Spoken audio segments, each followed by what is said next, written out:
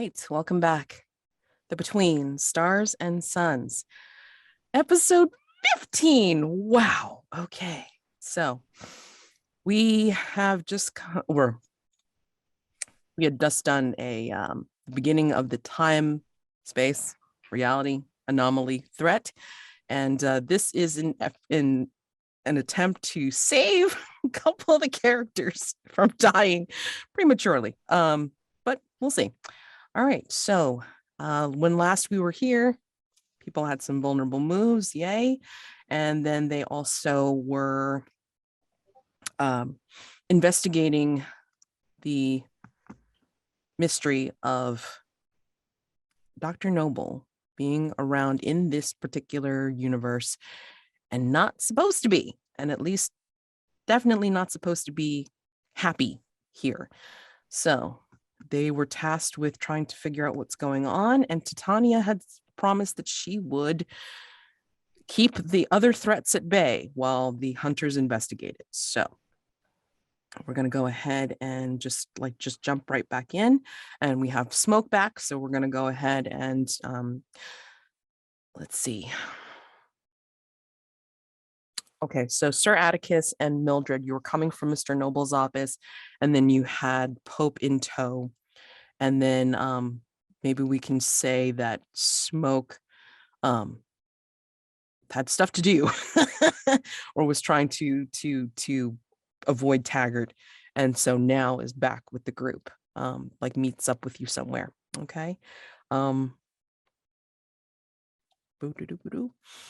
gonna say that before you go on to the next place, which there's a few decisions to be made, but Pope's gonna pipe up and say,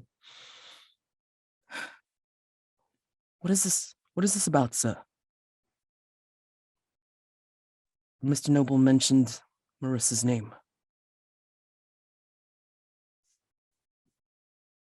This, my good man, is concerning the potential death of time and space itself. As bad as all that? Supposedly. I'm rather new to the entire business, but Hargrave House apparently does not deal in low stakes, to say the least. There have been strange things going on around here, sir. Well, chin up. Such as? Well, that. And Pope will point up at the sky, and what you see is ravens, a flock of ravens. Instead of coming up from one of the nearby squares, they will rise into the air, but backwards. They look like they're flying, but they're flying backwards. Almost as if someone had rewound a film. Time and space. Yeah. And there have been disappearances as well. But then again, it's hard to account for certain things that might be mentioned in the illustrated police news. So I believe the deaths or the disappearances are a separate matter at this moment. I kind of look over to Mildred and Smoke, figure that that's probably related likely to the Seven Mummers. And Titania said she was handling that, right? Mads? yes. Out of character, yeah. Worry about. Yeah, in character. I think that those disappearances can wait for now. Well, if you think that Dr. Noble has information, we could stop by her office or her home, and there might be another place that we could go. I see that Mr. Noble had given you Dr. Lisle's notes.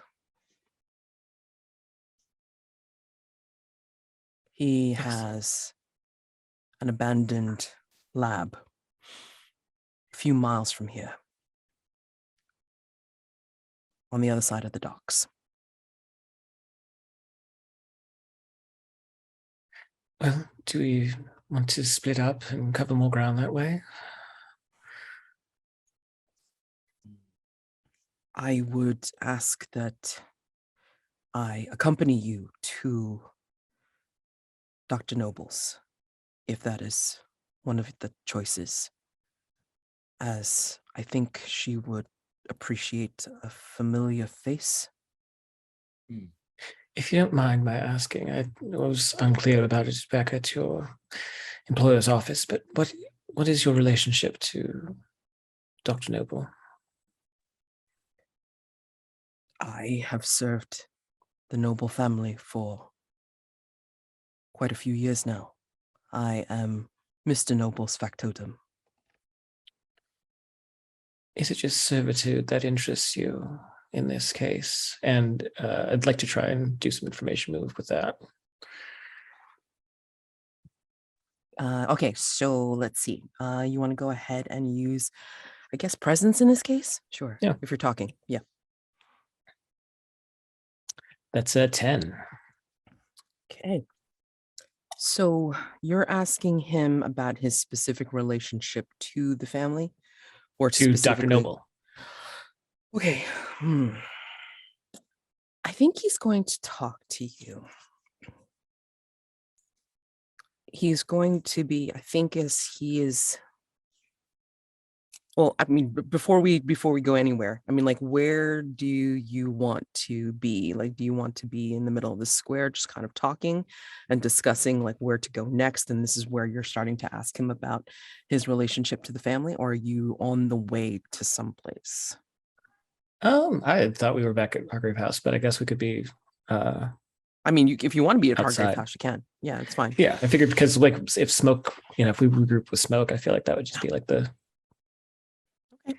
No, not a problem. I've made tea for Mr. Pope as well, so and you know how great my tea is. So he has a neutral expression on his face as he drinks the tea and recounts to you his service with the family. And he will have a small smile on his face. You notice it, Mildred, underneath his mustache. And he will kind of recall the memory of when he came to the family when she was younger, probably like a preteen, teen girl, but then he was like probably in like, late teens, early 20s. And, one of the first things that she gave him as a welcome was a teak storage box with iron bands. And it was locked, and she gave him a key. And she said, "This is for you. It's welcome to the family." And he's recounting that memory to you. So that is a clue for this. yeah, I'm curious what part of that's the clue. Because I feel like a key in a box there could be different ways we could go with that.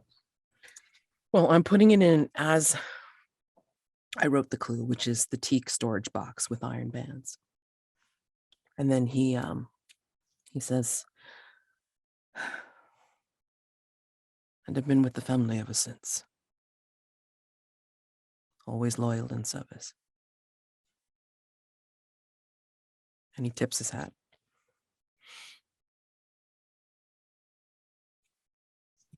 We thank you for your candor and your honesty in this.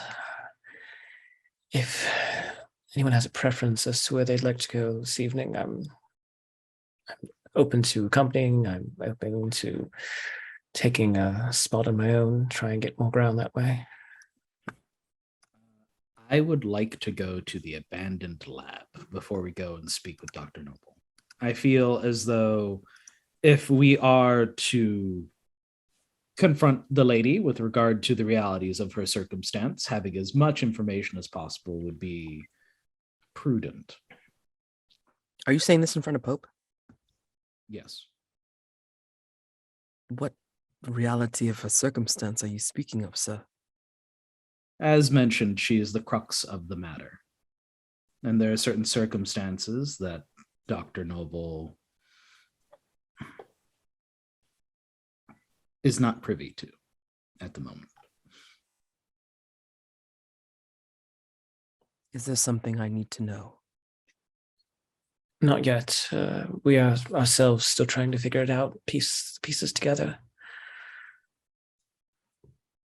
And I'm just going to give this one to you guys as part of it because you may not have noticed because I only mentioned it the once.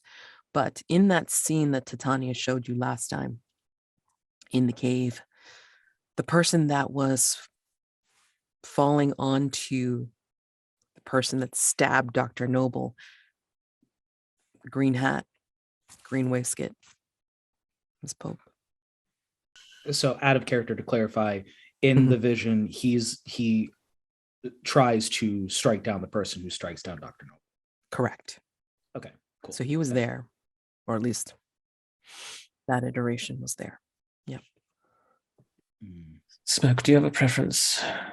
I think there's something to be said about possibly splitting up and then, as Atticus mentioned, possibly going to see Dr. Noble together. I think splitting up is wise. Yeah, covering more ground. I don't know how much time we have, or how much longer Titania can hold off all the other things we have to do. Oh, she said that she would I'm give us all a day. I'm all for going to the lab with Atticus if he wants. Most certainly. We'll be ready for any trouble we can find at this abandoned lab. And then there was Dr. Lyle's office, which is different from the abandoned warehouse, or? No, but I mean, he was speaking specifically of Dr. Lyle's abandoned lab in the warehouse. And then, of course, Dr. Noble's office, then possibly her home. Got it. Okay, so then, yeah, I'll go to, I'll visit Dr. Noble's office. Perhaps there's something there, documents, artifacts that might point to a motive or cause for this. Sure. And then, of course, Pope will accompany you in doing that, just for familiarity's sake. Okay, so let's go to I'm with all the boys. So we're gonna go with the adventurers into the warehouse first. So this warehouse is again on the other side of the docks. I have no specific location at the moment because it's like I wasn't thinking that far ahead. But yeah, just consider this like, you know, a rough part of town. Thank you very much. Because Dr. Lisle was of the sort that didn't want his little projects to be known. Let's put it that way. Working for this version of Victorian Torchwood. Oops. Didn't say that. Okay. So in this part of town, there's just a bunch of warehouses and places that look abandoned. What here, though, do you see as another sign of the deterioration of time and space in this reality? And this is a paint the scene for everybody, whether you're here or not. I think that the roads, because this is still London, correct? Correct. Mm-hmm. I believe that the roads have regressed to Roman construction. They're old, but they're like ancient causeways old, which is kind of clashing with the general Londonness of everything else. So I think there's like some rubble around because it's like old and abandoned, and like some of the walls are a little rubble, but it's like the rubble is sort of floating where it should have been instead of, being on the ground, collapsed or whatever. True. There is, in this actual warehouse, there's a cluster of rats, one of whom is a pregnant female.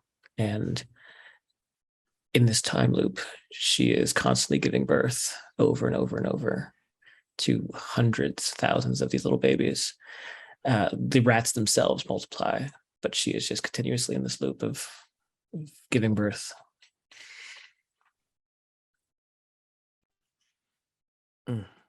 Okay. So you Too much, enter Mike?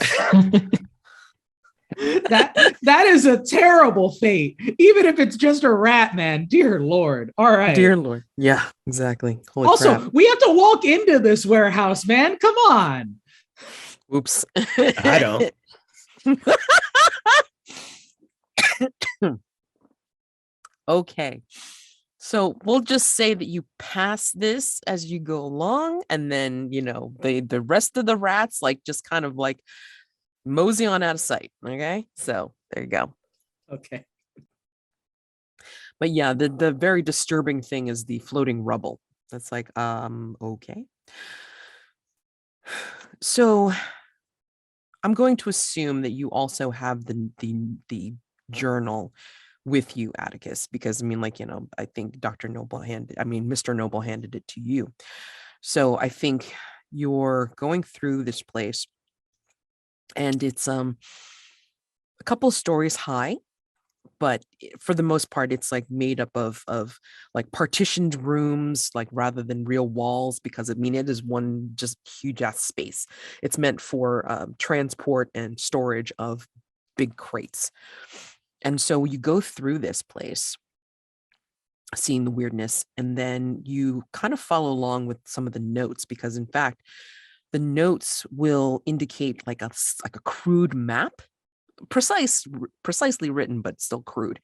And you can sort of get an idea of what this doctor was like. Some of the diagrams indicate little partitions, closing off different little projects, but he was building something. He was building an apparatus of some sort that looked like it was meant to be to be portable. And then each of the pieces, each of the projects would go together to form something that would, be about chemical processes. Okay. So, you can investigate around here. I mean, you can be together, you can split up. What would you like to do?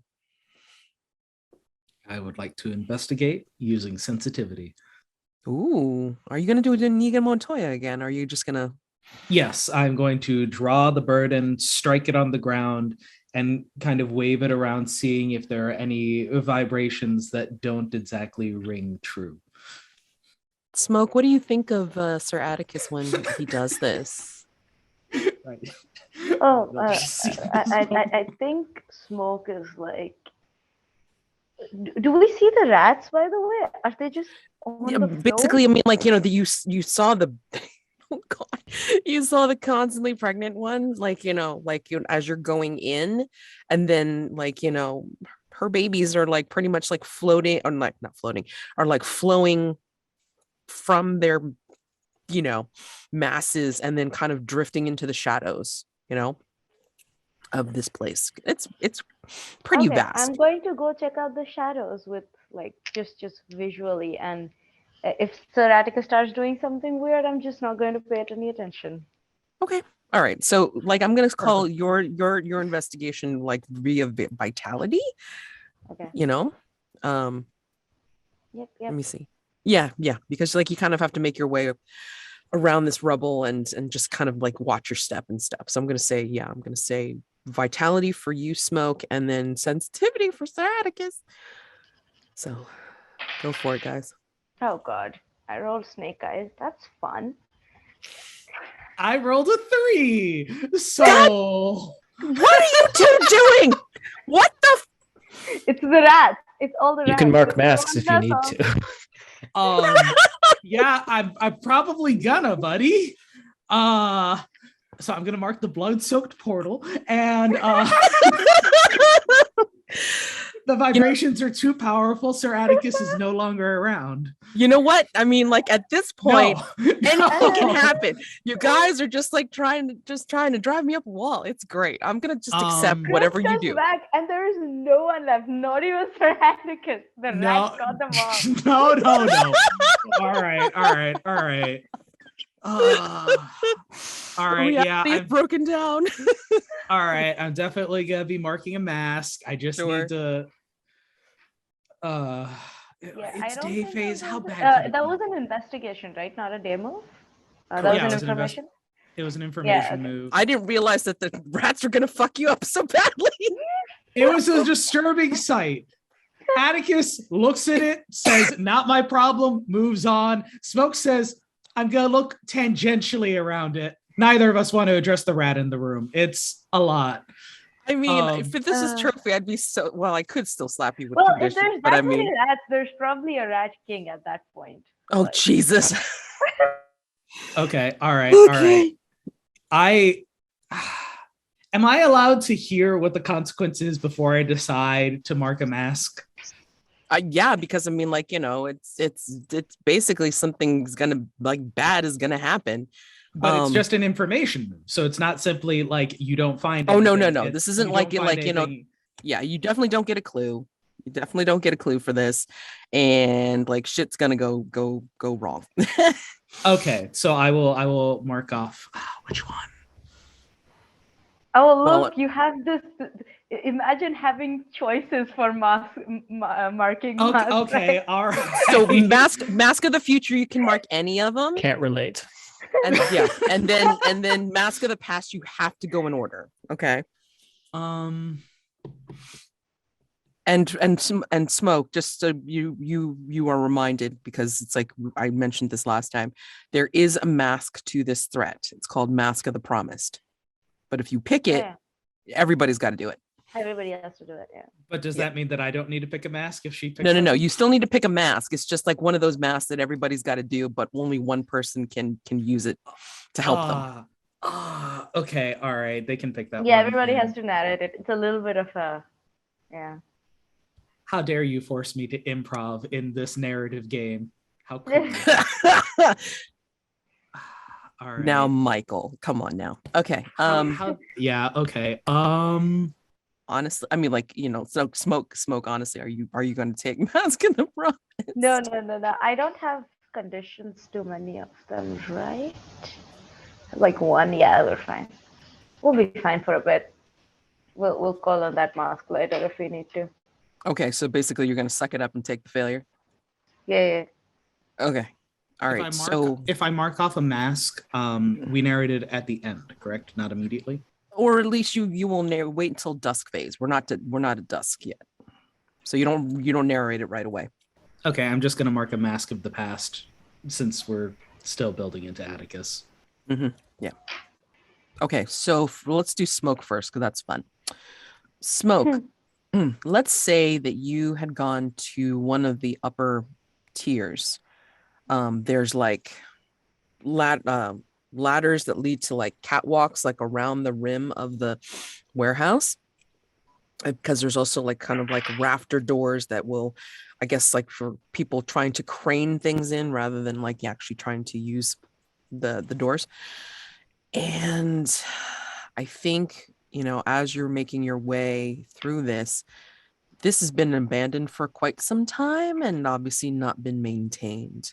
And I think what ends up happening is that you will fall through, you lose your footing, or your foot goes through something that wasn't stable to begin with. And you will find yourself precariously hanging off of this catwalk, quite a few feet from the ground. Let's see if I can do something to get myself out of this situation. And if you do, then it'll be a day move. Yeah, I figured it would be. I do have a knife. Oh no, the knife's used. You I know mean, you can what? still use it. You could still use an item, but if it's already checked off, you cannot use it for You can't use advantage. it for Just advantage. include it in the fiction, you know? Yeah, what I'm going to do is I'm going to pull out like, I mean, yeah, it doesn't matter because I'm not taking a like mechanical advantage anyway. I'm going to Mhm. pull out like from my pockets this large, kind of weirdly strong porcupine quill and use my other hand to like kind of, thunk it down into the wood so I can like have leverage to pull myself back up. Nice. Okay. What do you think will go wrong? Oh boy. I mean, I think I'll go crashing down onto a pile of rubble, rats, wood. What is it? I think there's like some abandoned crates and stuff like that, and Okay, some of so them could just be like, quite jagged. Yeah. yeah, some crisp. Or Yeah, should I I, have you I was to a pile considering of rats? Yeah, yeah. Oh my god. Okay. But yeah, no. Like I'm good with rats or crits, whatever you prefer. Yeah. Okay. Uh, so It's yeah. day move, so I'm not going to say how it's worse. With what? What do I roll with? Vitality? Yeah, vitality, because you're trying to hoist yourself up by this, by this porcupine quill and stuff. Hey, that's a 7, just barely. Okay, no, but seven's good. Seven's good. All right. I think you managed to do this. You managed to hoist yourself back up, to the catwalk itself, but I think that you have gotten caught as you're going up. So I think you're going to catch yourself on something that the catwalk is made of, and I think you're gonna suffer the condition jagged edge. Oh, that's fun. Okay. Atticus, you have done your sensitivity. Yep. And you're going to do a mask. So that's 7 to 9, correct? Yes. All right. Sure. 7 to 9, complication either with the clue itself or complication encounter while searching. All right. So I think what you find on like behind some debris underneath like crate wreckage or something like that, because it looks like this place has been cleared out as well. Like whatever was here from the notes looks like that stuff has been cleared. Mm-hmm. But you find in one of the back partitions, you find a work table, and on this work table full of garbage and just detritus, you find a silver locket, and on the it's when you click it open, you see a picture of a light-haired man in it. And you can continue to look around while I go back to Smoke. Give me a second. Smoke. So again, you have like the jagged edge, possibly you have a bit of a wound. Do you want to do anything else while you're up here, or do you want to just kind of I'm on the catwalk, right? Yes. Mm-hmm.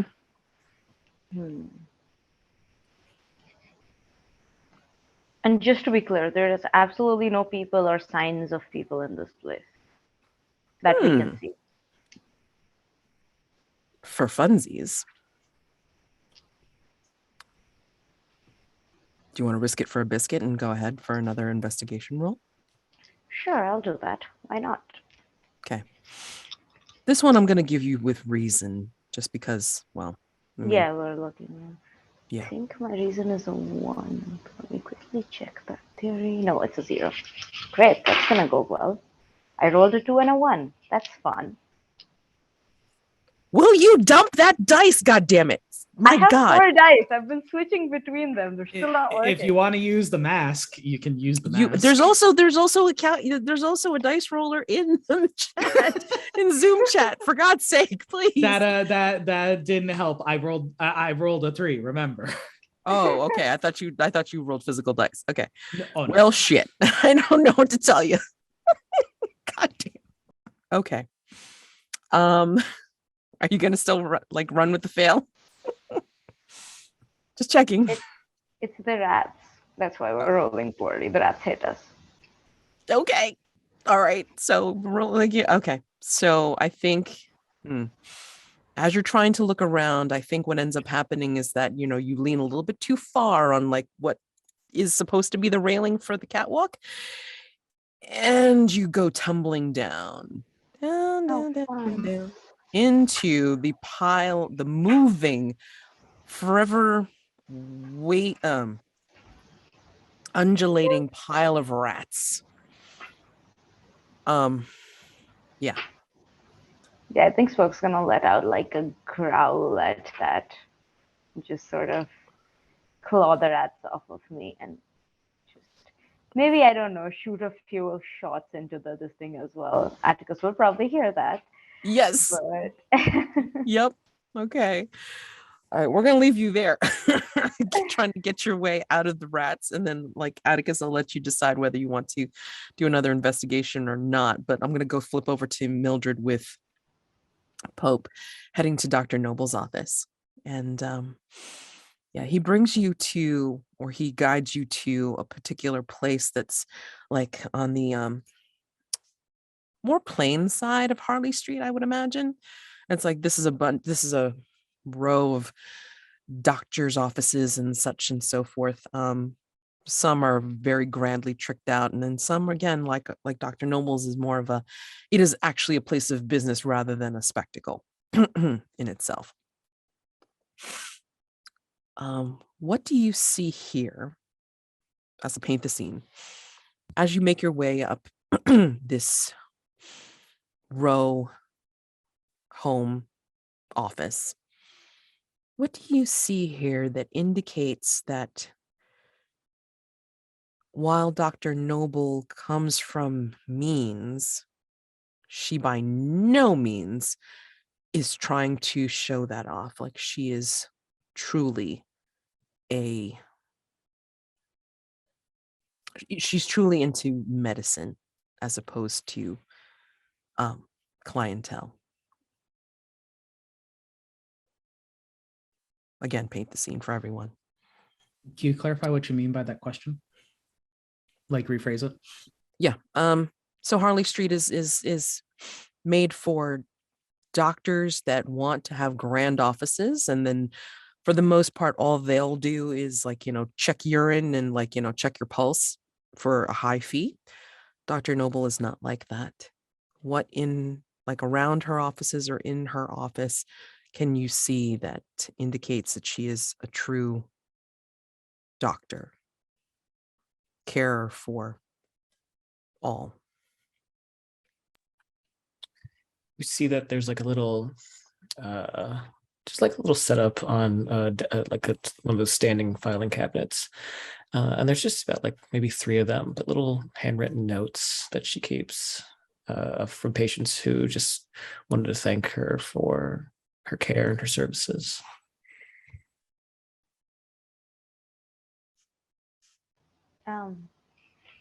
She has like a fairly large pile of like basically patient records, and like if you go through the names or the occupations of them, you'll notice that not all of them are well-to-do enough that they can afford the other doctors on the street.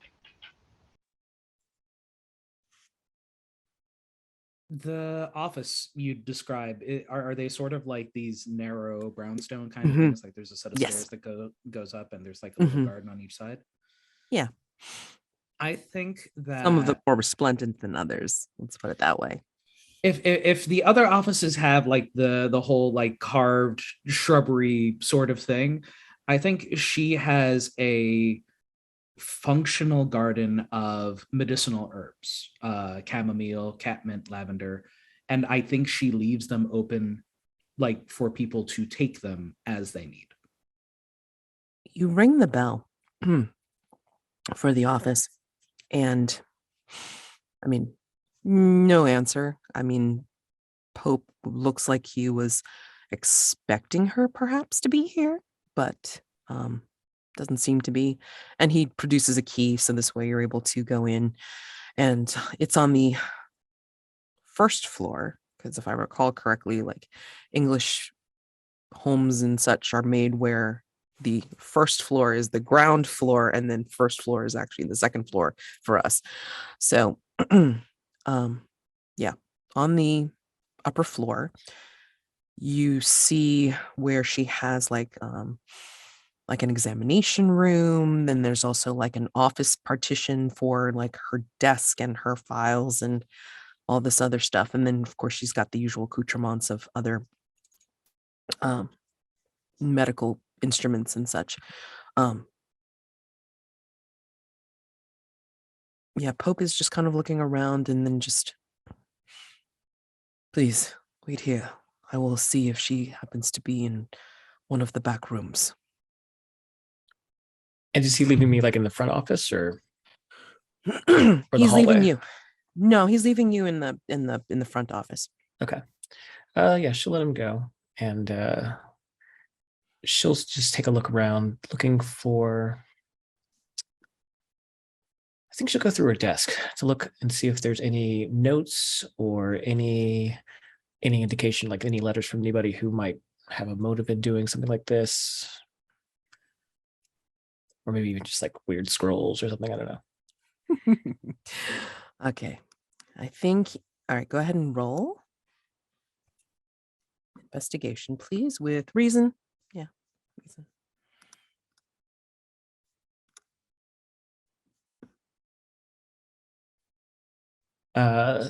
That's an 8, but I have a -1, so it's a 7 total. Okay, that's fine. I think as you're rummaging through her desk, and of course you're going to dig in back in the deep of the drawers, I think you find what looks like, or at least you read off the paper. It's a console. It's an annuity for life made out to Thomas Pope. Oh, it's an insurance thing, is it? Or is that more like a will? It's a an annuity is like kind of like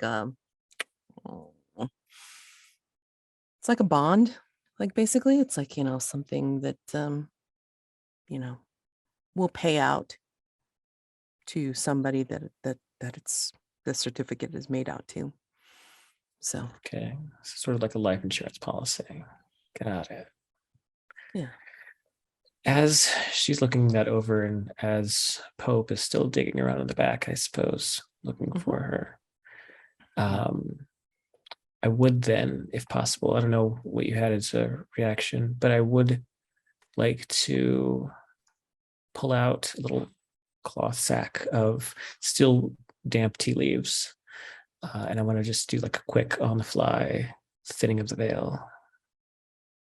Okay. I'm going to say that depending on how.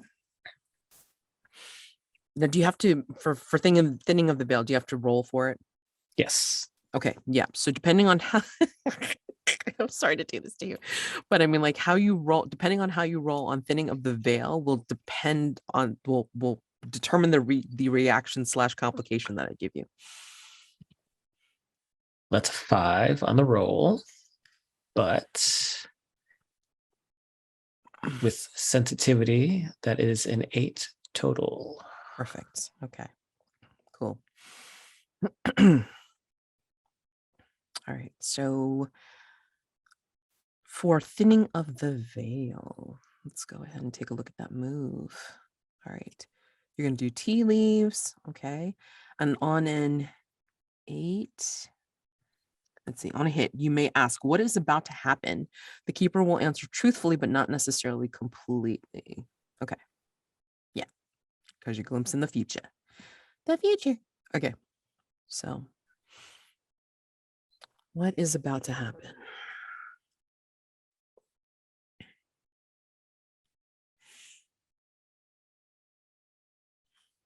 Your Pope's going to come upon you with that paper in your hand.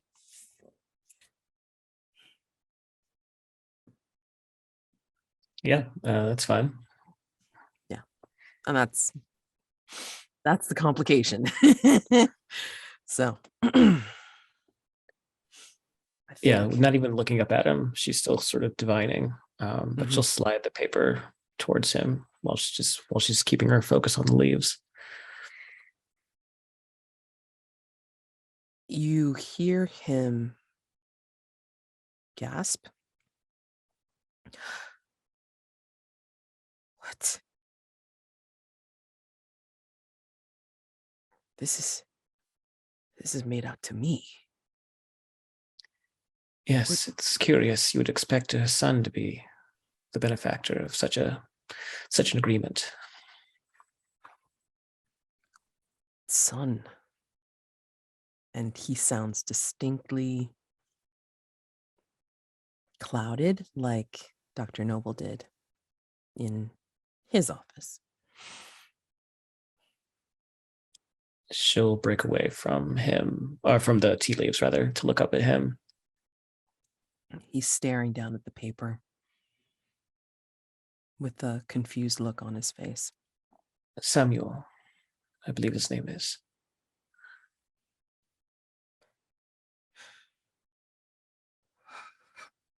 And he has that shuddering sigh that you heard Mr. Noble have earlier.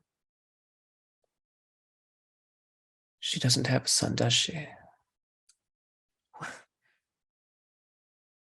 He's like trying to wake himself.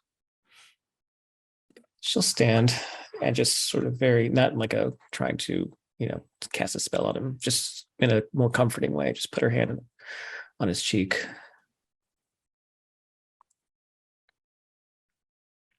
This will all be sorted out very soon, I promise. And he clutches the console and then proceeds to fold it up in his hand quite neatly and then puts it in his pocket. Because he doesn't know where you got it, so. Yeah. She'll put her hand down, kind of realizing that maybe she was a little bit more spirited or kind of overstepped her English bounds by, reaching up to him like that, and getting that emotional with him. But she'll stiffen up and say, well, I don't suppose you found anything else back there, did you? No. The only reason that she wouldn't be in her office would possibly be because she is home. And he kind of looks around the office a little bit when he says that. I do believe that was our destination after this, so shall we? Yes. And then you will head out to Dr. Noble's home. Sure. All right, so back to the warehouse. Smoke. I think by this point you've extricated yourself from the sea of rats and have taken your pot shots and all this kind of stuff. Sir Atticus, you've heard this from your corner of the of the warehouse. I don't know if you go running or if you want to take a look elsewhere. Were there going to be any complications for me before I go to help my dear friend Smoke with their issues? Yeah, I think you start to notice, like in the corners of the area that you're in, you're starting to see something that looks like the building is folding in on itself. Smoke, it's time for us to make our merry way away now. And I'm gonna Smoke is going to brisk walk out and be like, gladly. We are gonna power walk side by side away from this warehouse, not looking back. Yep. And I think if Atticus is behind Smoke, there might be a rat or something just kind of attached to the back of Smoke's jacket that they've missed. Oh God! It's like hanging on like a cat on a screen door. Oh, we're out. I think from behind you, if neither one of you look back, I think you hear the strains of metal, creaking and then wood cracking. But if you don't look back, you don't know what that is. We investigated. Awen asks. We looked around. We found what we could. We left, and the place was in one piece when we left it. And I think you do make your way to Dr. Noble's home. I think like Pope would have at least let you know, like the address and such. So you could conceivably catch a cab. Yeah, go ahead. Real quick though. Yeah. And I'd want to pose this to Atticus and Spoke. Mhm. Because we have 10 clues and it's only 9, it's like the complexity is only 6 and 3 respectively. And because like we are essentially maybe undoing her, do we want to meet with her first or do we want to meet with her after we've got theories? I That is do up to want you. to answer. I want to answer the baby daddy theory Okay. before we talk with Noble, because I feel like that's going to solidify a lot of the conflict. Do you want to talk about that first, or do you want to take a break first to think about it some more and then come back together after break? I'm ready. Okay. He's ready to go. All right. I'm okay. I mean, like, if you don't want to take a break just yet, that's fine. Yeah, that's I'm ready great. to All right. listen. Okay, Smoke, Are great. you good? Yeah, I'm good. Yeah. Okay, I don't great. mind, not having a break now. I am excited to hear what people have. So. Okay, okay, let's go over this officially. All right, so for a noble cause, we have our 10 clues: a handwritten note from Dr. Noble, a gold Anubis statue, a man's handkerchief with spots of bloody sputum, quantum coloration, a pocket galaxy set into a watch, darkness in an alley in full daylight, and a side character talking about the death of time and space. A journal filled with scientific notes by Dr. Andrew Lisle, a burgundy waistcoat bloodied with a tear in the left chest area, a teak storage box with iron bands locked, a silver locket with a light-haired man's picture in it, and a console, an annuity for life made out to Thomas Pope. All right, so those are your 10 clues. Mads, just Yeah. a quick question. Can you explain the annuity for life thing again? Like, I'm confused as to what it means. Like, Okay. what's it doing? Yeah, so are you familiar with like stocks and bonds and stuff like that? Yeah. Okay. So I got it out of like a Victorian like reference book or whatever like that. But I mean, a console is something that you can create. It's a certificate, it's like a bond certificate of sorts, where you make it out for like either a solid payment or a payment in installments, like across a period of time. And this console is made out to Thomas Pope. So he's getting paid or he's paying? He's going to get paid. Yeah. Okay. You go get paid. So yeah, exactly. So Okay. Go, that's what it is. Thank Yeah, you. it's basically what, yeah. Come into some money, you want to make sure that it's secured. So here it is. Here's a certificate to get this payment made. Dividends kind of thing, like, that kind of thing going on. All right. All right. And the 2 questions are: why is Dr. Noble in this universe with a child? Resolve the threat by convincing Dr. Noble to return to her own universe or finding out what is going on. Complexity 6. And who is Samuel's father? Answering this question will unlock a special key to rewards at the resolution of the threat, a complexity of 3. Okay. Question: are we in dawn or are we not? No, I mean, like, Okay, we are cool. still in day. We're still in day cool. phase. Okay. We haven't even haven't we haven't changed even question. reached dusk phase yet. I haven't asked you any Actually, important. no, I just want to make sure. Yeah, no. Do you want to introduce your theory first, Mike, since you were very excited about it? Yes. Well, which question are you answering? I would like to answer the question of who is Samuel's father. Okay, go ahead. Picture, if you will. Okay, so here's the thing. Like, my theory also kind of answers why Dr. Noble is the way she is, but I'm going to say that the father is Dr. Andrew Lisle, just not our Dr. Andrew Lisle. I believe that Dr. Andrew Lisle, using his research, the journal full of scientific notes, like, just very saddened by the death, as we saw, of Dr. Noble, was driven, instead of the typical mother, like, rebuilding a person, he decided to fully jump ship and go to a different reality where Dr. Noble was still around, and make sure that he could make her happy in that reality. I think that he used the burgundy waistcoat, which was what she was wearing when she was injured, as a focus to help attune to tracking which dimension to go to. And I think when he arrived, unfortunately, there was already a Dr. Lisle in place.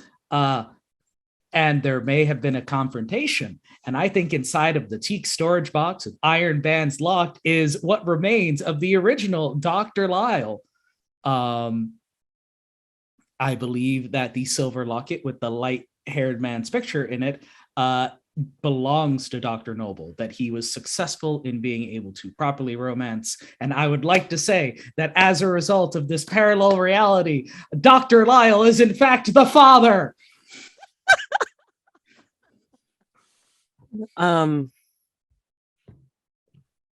if we want to toss in an additional clue, the transition. Wait. Just to clarify, and again, you can contextualize this any way you want, but I mean, I just want to make a mention. When Pope was mentioning the teak storage box, I should have mentioned it, like, was no bigger than a bread box. And it was also the gift that she, as a kid, preteen teen, gave him when he first came to her family, like to work for her father. So, I mean, like, you know, that again, specified clues, but I mean, again, you can interpret any the way, which way you want. So the very minimum, I mean, like, you know, I'm hearing the journal filled with scientific notes, a burgundy waistcoat, and the silver locket to explain, like, you know, to the three minimum clues to be able to explain your theory that Dr. Lisle is the father. And I would like to also add the man's handkerchief. We'll say that belongs to Dr. Lisle. The transition was not without personal damage. Like my man is unfortunately suffering from like quantum tuberculosis. Oh, wow. And he is slowly dying, but he just wants her to be happy, man. That's amazing. That's freaking amazing. Now, that's a lot more coherent than my counter theory. Oh shit. Well, no, wait, hold on. Okay. So, well, I mean, okay, so you can hear both theories out and then decide if you do want to use the specific clues for those. Totally. Yeah. No, let's go. Like, what you got? So my theory was it was another answer to who was Samuel's father. Mm-hmm. My theory was that it was Anubis himself. Ooh. So the gold Anubis statue is obviously, you know, indicative of his presence in her life to some degree. Mm-hmm. I think when because he's sort of the you know, god of the afterlife, god of burial, that when Dr. Noble got her heart stabbed, mm-hmm. her soul and her heart essentially may have passed through his realm.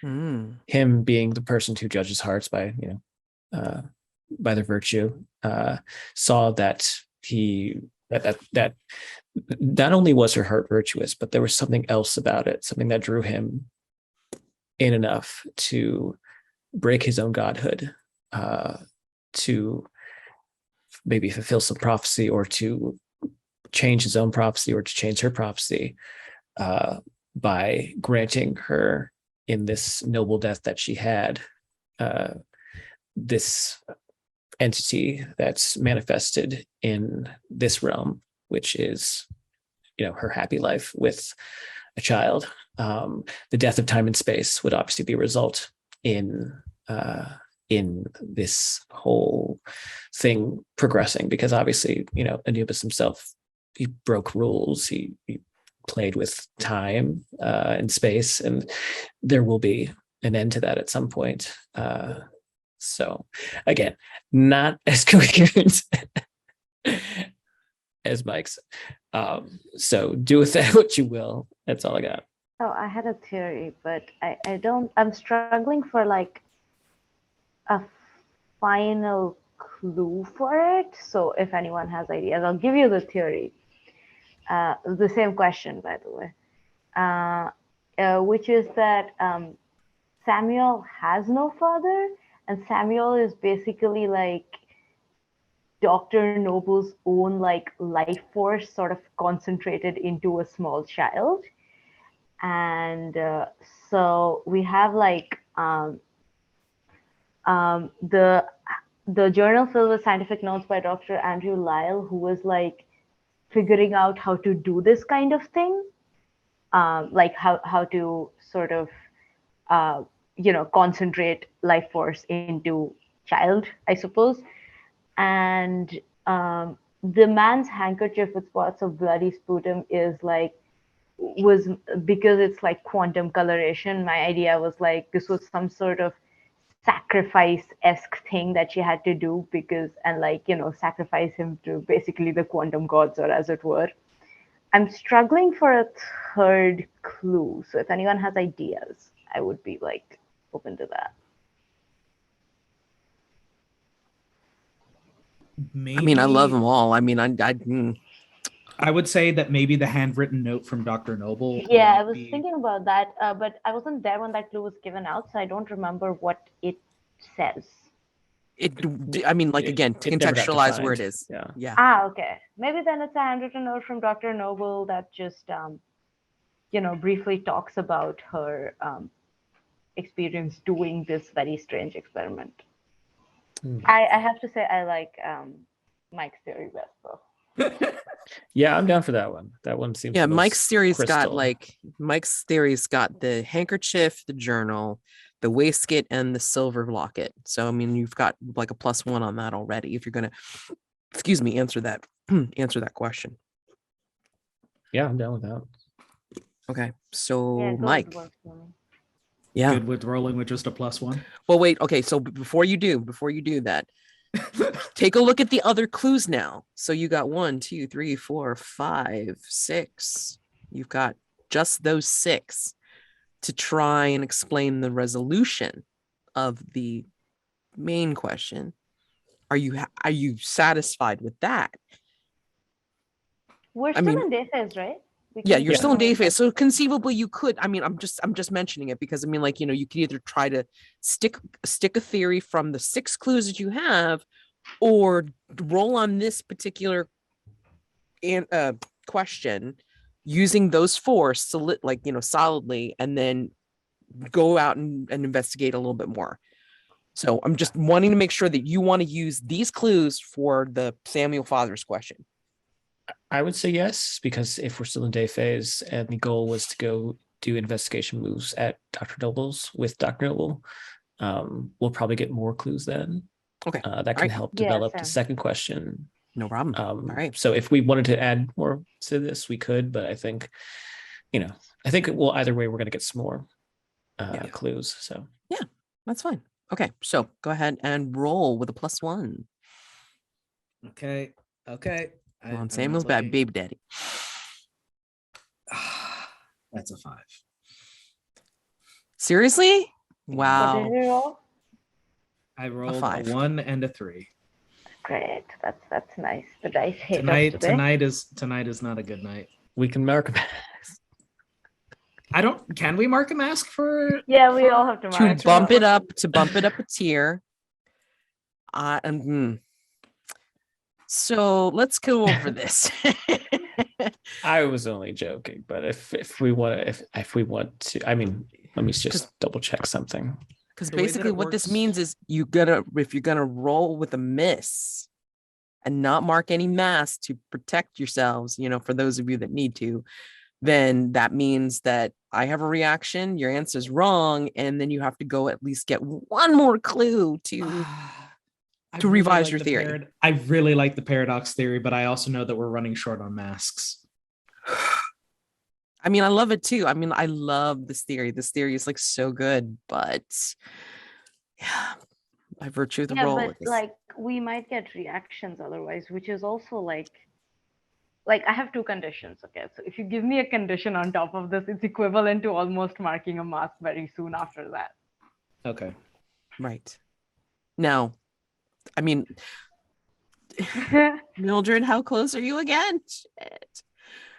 I don't wanna I'm say as close as goodbye. smoke is. Oh, fuck. Excuse my language. We got 2 masks left each.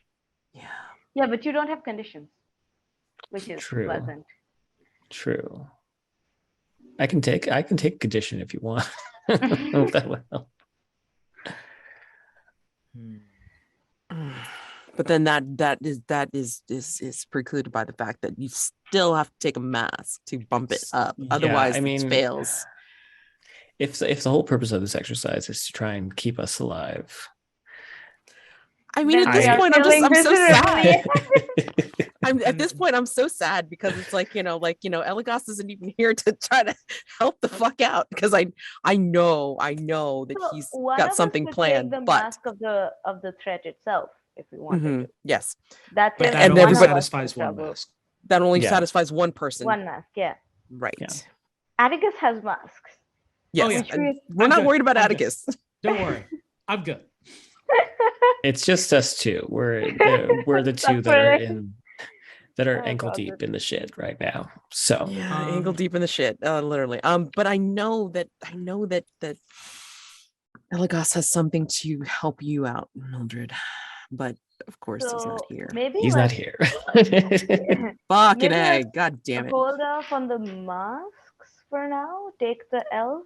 Yeah, we'll and, take like the I L. like the theory, but like I love the theory. God damn, Yeah. I'm so upset. I'm just like so fucking upset. I've been It's just so like, excited to share parallel reality, Dad. It's I great. love it. It's It's great. so beautiful But- because again, you guys have such great theories, but when the role fucks it up, it's like, and you don't have masks to save it. It's just like, Well, So we were gonna go see Dr. Noble anyway to get more clues. yeah, so yeah. So let's go do that. we'll just do that. I like the idea that on the way to Dr. Noble's, Atticus, like we're in the carriage and Atticus just like, what if the father was from a different reality entirely? And everyone's like, what are you talking about? That's preposterous. What are you talking about? preposterous, Quantum what? absolutely preposterous. Are you daft? even Yes. Pope's like, But I don't know. dude, I've read this some ain't really, I found some really interesting books back home that spoke of things like this, but most people who read them are also interesting folk.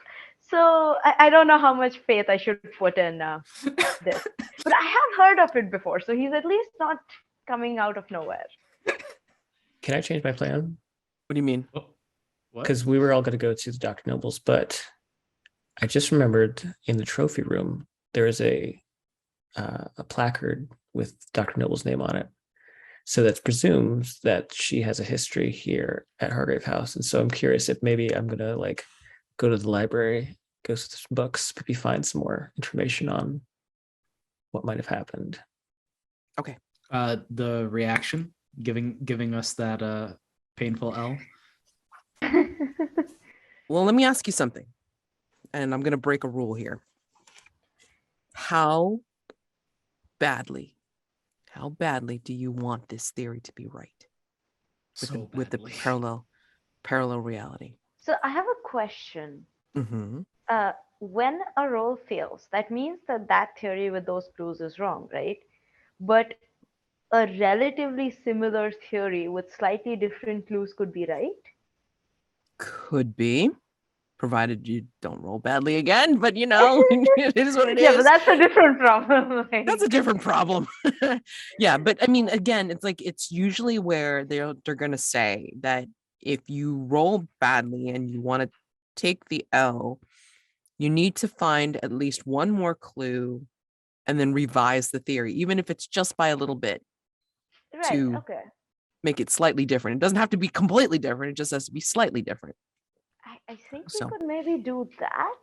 I would be okay doing that, like revise it slightly as opposed to like going completely off with new theory. I mean, we're getting more clues anyway, so that's not the problem there.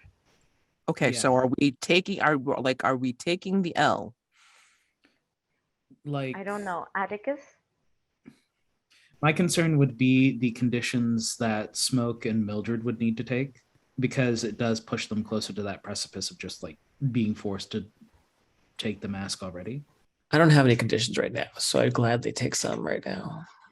I have two, so I am, yeah. Is there any way in the game narratively that I'm able to provide protection for Smoke in case there is a situation or a poor roll and take consequences on behalf of Smoke? Hold on a second. Let me just think about this for a second, because there's two things that I want to be able to address with this. Fuck. All right. So with the two conditions, conceivably on the way to who's We a could do a wingus, vulnerable move. do a vulnerable move. So wipe at least one, if not both, whatever. Do what you got to do, right? And then two,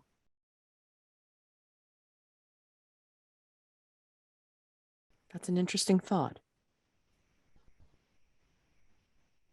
And so I ask to you, Sir Atticus, and only to you, what price? What price for the save? What price are you willing to pay?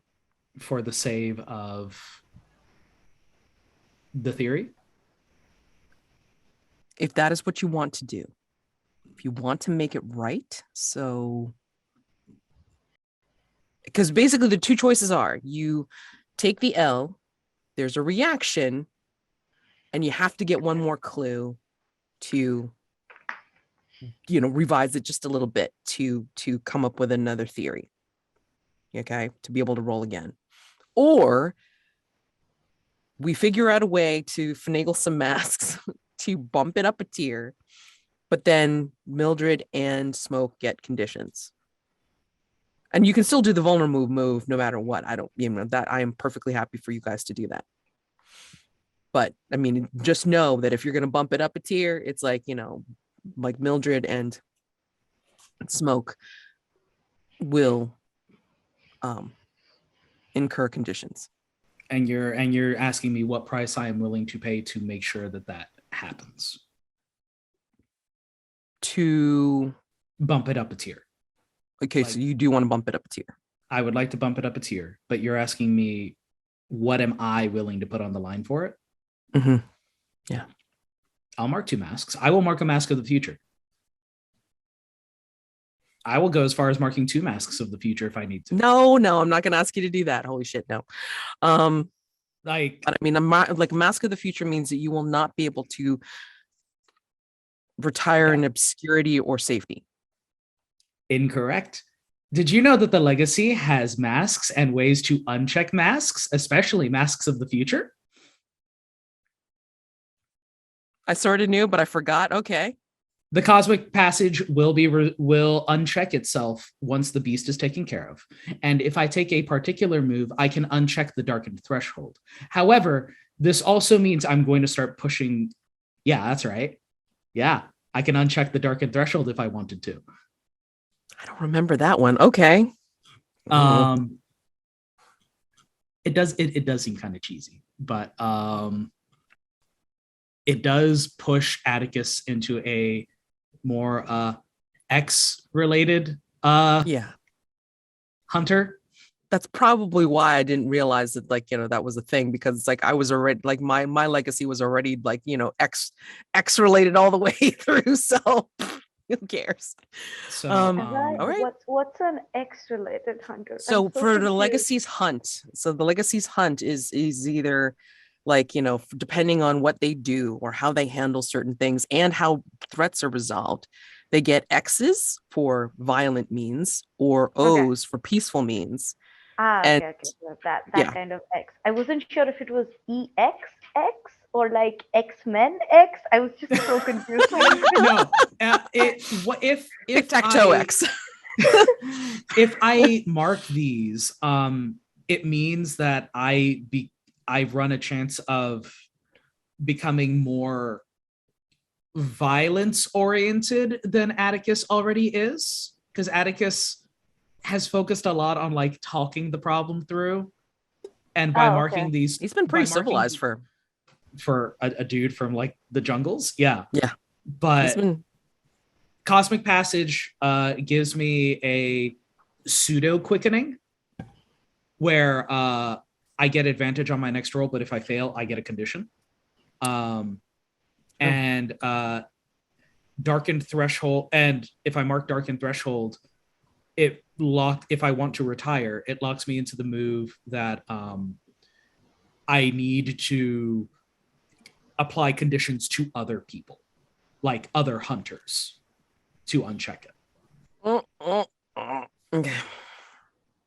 So you say I don't need to mark 2 masks. I'm willing to take a mask and a condition if that works for you. So, just to clarify, you are willing to pay the price to make sure that your baby daddy theory is correct. Yes. Okay. I will mark the cosmic passage, and I will take any condition that you would like from me. And then I believe that also means, unfortunately, that we lock Smoke and Mildred into taking a condition. I believe that is correct. Yes.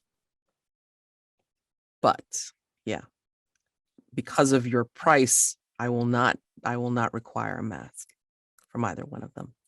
Yeah. Are you two okay with that? Getting a condition. And again, vulnerable move is still on the table. You guys can still do that. Yeah, I'll do one, but I don't have a problem with it. Just like know that this might not. I don't know. I again, as Jack said, if the point was to save the characters, we're not doing the best at it. Because even if I do a vulnerable move and remove a condition, we're going into a situation with me having 2 conditions and effectively 1 mask. I'll stick close. I will make sure that, like any conflict, I'm there in between the threat and Smoke. Works for me. I mean, again, I don't have any problem like mechanically or even story wise. It's just like No. I see the risk like just probability wise.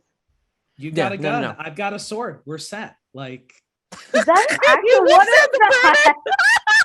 yeah, no, of course I grabbed the prop from the background when I could. For exactly that reaction right there. Mad's absolutely losing it on camera. That's why.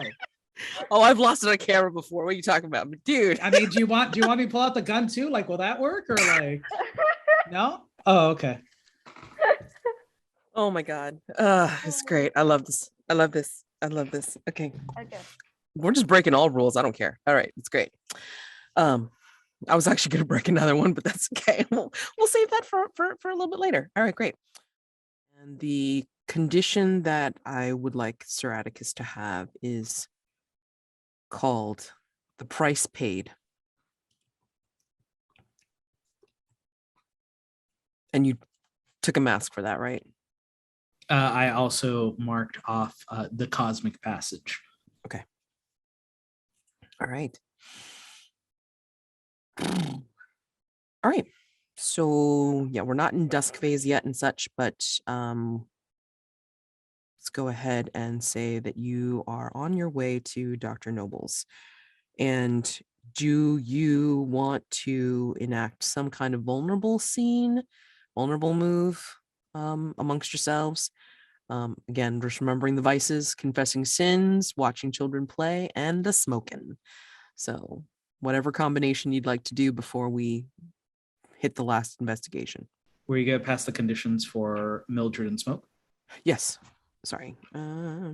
Also, Mildred's otherwise- not with us, right? She's not in the carriage or however we're getting there. She said she wanted to investigate in the library. Oh, yes. Yes. Okay. So it's just that me. Okay. Mildred, how do you feel about seeing this console in Dr. Noble's effects and stuff? How do you feel about Pope? Like, what do you think about his relationship with the family? I think she just pities him. I think it's a she's kind of leaning on her own relationship with her own factotum. And she knows it'll always be one-sided. It'll never be mutual. Take the condition one-sided. Smoke. I don't know. Was anything in particular bothering you about like visiting the warehouse and going into that place of strangeness, or that it turned really weird and strange at the end? Well, there was rats, but aside from rats, I mean, I think it was just like the really weird, like we ran out and there was all kinds of strange collapsings and such happening. So yeah, we did run out basically. Oh yeah, no, for So- sure. So yeah. Yeah, take the weird condition, collapsing chaos. And then okay. So Mildred's back at the house, and Pope's probably like,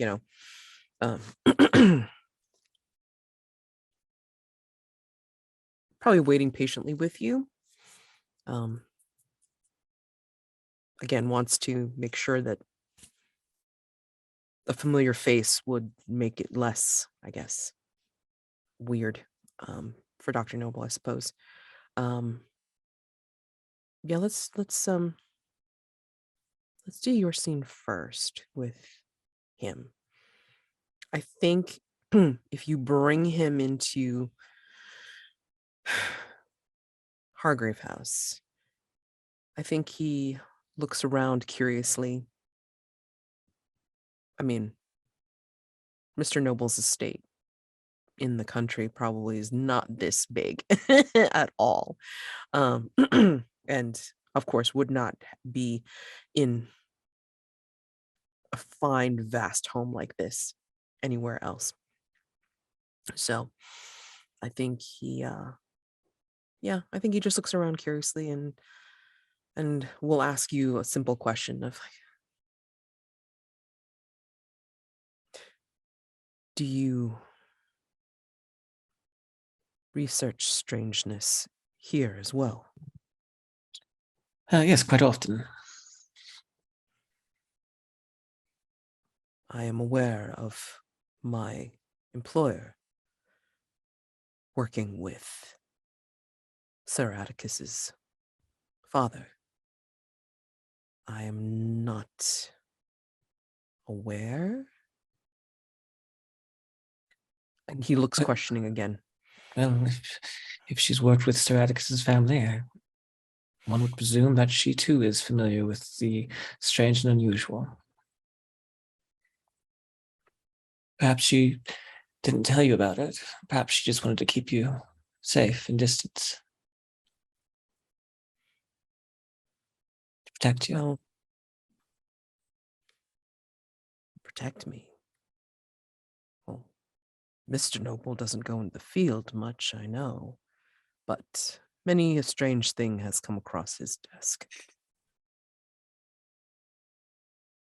I can't be certain. I only met you today, so. So he will be a respectful shadow, or if you have him wait in the foyer, whichever you'd like to do. Oh, I thought he was going to accompany Atticus and Smoke to go to Noble House. Oh, okay. I thought you were going to go to Dr. Noble after you. Oh no, I've figured cover more ground. Yeah. Okay, that's fine. All right. Okay, so long as you two are fine with him being like kind of like the third wheel, like the shadow, while you're on your way to Dr. Noble's, then cool. I mean, like, consider him, one of your like a hangers on at the moment. So Mildred, how do you want to research again for this? I'm going through the archives in the library, but specifically ones related to past hunters and trying to connect their case files, seeing if there's anything in their case history that might point to entities that would have any kind of like maybe beef with her, or maybe she encountered something that might also have something to do with time anomalies or something.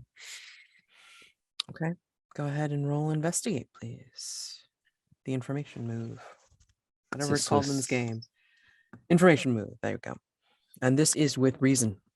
Love it. I mean, unless you're using something different. I mean, no, I'm not. But that's a 5 minus 1, so that's a 4 total.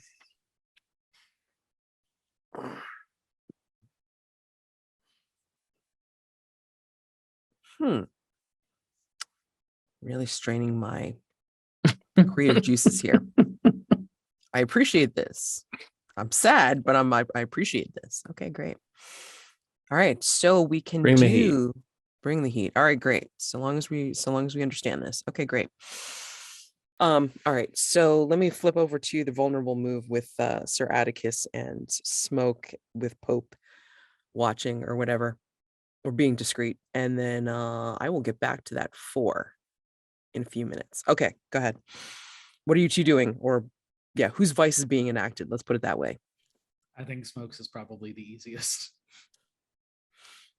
Did you hide It like is- a bunch of cigars and cigarettes in your trench or something? Under my look, I have a pipe made of recently extinct animal bone. God. Oh, It completely makes sense that makes complete sense that I got a pouch of some tobacco.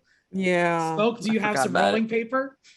Smoke always. Smoke carries that box around, man. It's We got are cigarettes, in the cigars, middle. rolling. We're in the middle of this Victorian carriage. Pope is just like in the corner, and then Atticus and Smoke are just like setting up and just turning this. Yeah, thing I into- feel like they go into the carriage, they sit down, and like almost immediately they start, just setting up. No questions asked. It's just like hell of a thing, that warehouse, man. Just a whole nasty business. I know it's not your usual blend, and I'll just pass over the tobacco pouch. Smoke's going to say, it'll do for now. And yeah, pick it up and ask how you. Oh, wait. Pope hasn't. We have Pope. Okay. I mean, again, he's a factotum, so he's not going to be like, he's not going to be in your face. Although what he will do is like, once you guys are done rolling and then stuffing or whatever, then he'll produce like, a Victorian version of a lighter and go, flick or whatever. Mads, I think those are just lighter or matches or something. Whatever. I mean, The Victorian equivalent of a lighter. You mean a match? a match. The Victorian Leave me equivalent alone, of okay? fire. I don't have my shit with me. Oh my God. Yeah, I'm going to gratefully take his match, and then I'm going to turn to Sir Atticus and say, whatever made you come up with the idea that about like all these alternate universes and all of that? Well, from an American magazine. Aside from the science that your folk are studying, there is also a unique brand of storytelling that has been coming from the Americas at this point in time. This is a great time to look up when H.G. Wells died or lived. Yeah, Victorian sci-fi. Because I don't think, because Jules Verne was... Okay, so he was writing in the late 1800s, like 1890s was when he was like doing some of his writing. So we're close enough. Rip Van Winkle was 1819. Edgar Allan Poe's Some Words with the Mummy is 1845. Connecticut Yankee in King Arthur's Court, Mark Twain, 1889. So Nice. We're about at the right time for like science fiction to be taking off. Yeah. Canon, Sir Atticus has read A Connecticut Yankee in King Arthur's Court. Yeah. Oh my God. And yeah, Smoke is going to say, I don't have much taste for literature of that kind, but it does pop up every so often in some of the more famous magazines. It's quite an interesting theory. I do think you're you're probably correct, and it's useful that you read this stuff, I suppose. Yes, when you're traveling as much as I have, you have to find ways of entertaining yourself. And my grandfather said that literature was a window into a world unseen, though I'm not entirely sure he would agree to my preferred form of literature. Really? And what is your, some of the best literature you've read? Let's see. Aside from Cyrano de Bergerac, there's also Jules Verne has a number of wonderful books. If you haven't read them, Journey to the Center of the Earth, Below. I don't know. Was 20,000? It's 20,000 Leagues Below the Sea. Out of character, but in character, Smoke does not know. Smoke has no fucking clue. I don't know if 20,000 Leagues Under the Sea was published yet. Oh, whatever, yeah. timey-wimey. Jules Verne is one of my favorite authors. He has a number of interesting stories, theories for what men can do when they put their minds to it. There are other lands to explore beyond just, the African savanna or the jungles of the Amazon. There's the depths of the ocean. There's the core of the earth. There are even some who say that there is a jungle inside of the earth, the hollow earth. Now, those are beasts I'd love to hunt. I think you and your Jules Verne place a little too much faith in humanity. But, well, where would we be if we didn't have a little bit of fiction in our lives? That's interesting. I figured someone from the Wild West would be more romantic about that sort of thing. The Wild West is, well, it jars on you after a while. I see. I'm not fond of London's stuck-upness, to put it plainly, but there are advantages to a quieter, more mellow sort of town. Though with these monsters, I don't know how mellow it gets, but I did mean the people. It is a place to rest, I think. And once the work with Hargrave House is done, I'm sure there will be other places with more action and less pomp and circumstance than London. I don't know if there will be a place beyond London for me. Atticus, I have interesting ties. I have interesting chains that tie me to places like Hargrave House. And that's all Smoke is going to say on the subject. Yeah, Atticus is gonna. I think it would be good if, we kind of close the scene with Atticus just looking concerned, like he wants to help, but isn't really sure how. Conditions. Okay, so, Sir Atticus, what do you think that you can clear right now? I think the burden on you from the price paid makes sense to overshadow Marked by Peas Blossom. I think Peas Blossom is the least of your worries at the moment. I think he, having spoken so much about fantasy and all of the things that humanity can do, Peas Blossom is small potatoes. We have theoretically ships that go underwater all the way to the bottom of the ocean, and that's amazing. And Peas Blossom is just some bruiser owned by a Fae Queen. We can deal with that. Only it's fine.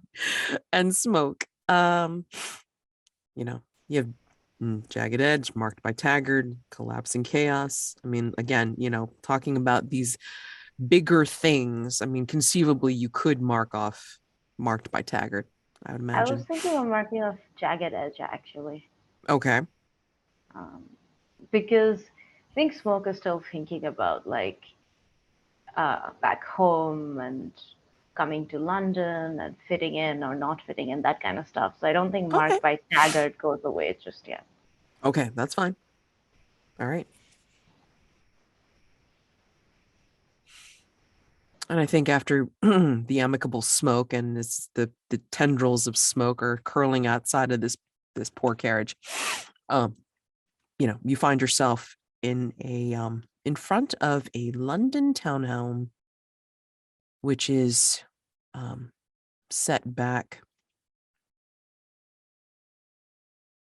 Nice neighborhood, not overly ostentatious or anything like that, and just kind of tree lined and just very regular. Not even going to do a paint the scene on this one, just because it's when the more interesting thing would be going into Dr. Noble's place. Of course, Pope gets up first and then, knocks on the door, rings the bell and such. Oh, okay. So from the vulnerable move, sorry. So it's Smoke's Vice. So again, you can invite Sir Atticus to ask you a question about your past, or you can create a clue for the remaining question. if you want. I'm going to create a clue because Okay. I have one mask, Mads. I don't know what you want me to do with it. Oh my god. Okay. For the current threat, right? So that's just Mm-hmm. normal cause. Yeah, Mm. Can I get back to you on that actually? absolutely. Just put in like smoke clue TBD under Okay. noble cause, just so you can remind yourself that you need to provide it. Okay. Um. Okay. So you find yourself outside, and Pope, gets the door to be answered, and he waves you forward. You two. You come into this home, very, relatively comfortable home. Again, not made for spectacle, not made for anything but comfort. What here describes to you there is something wrong?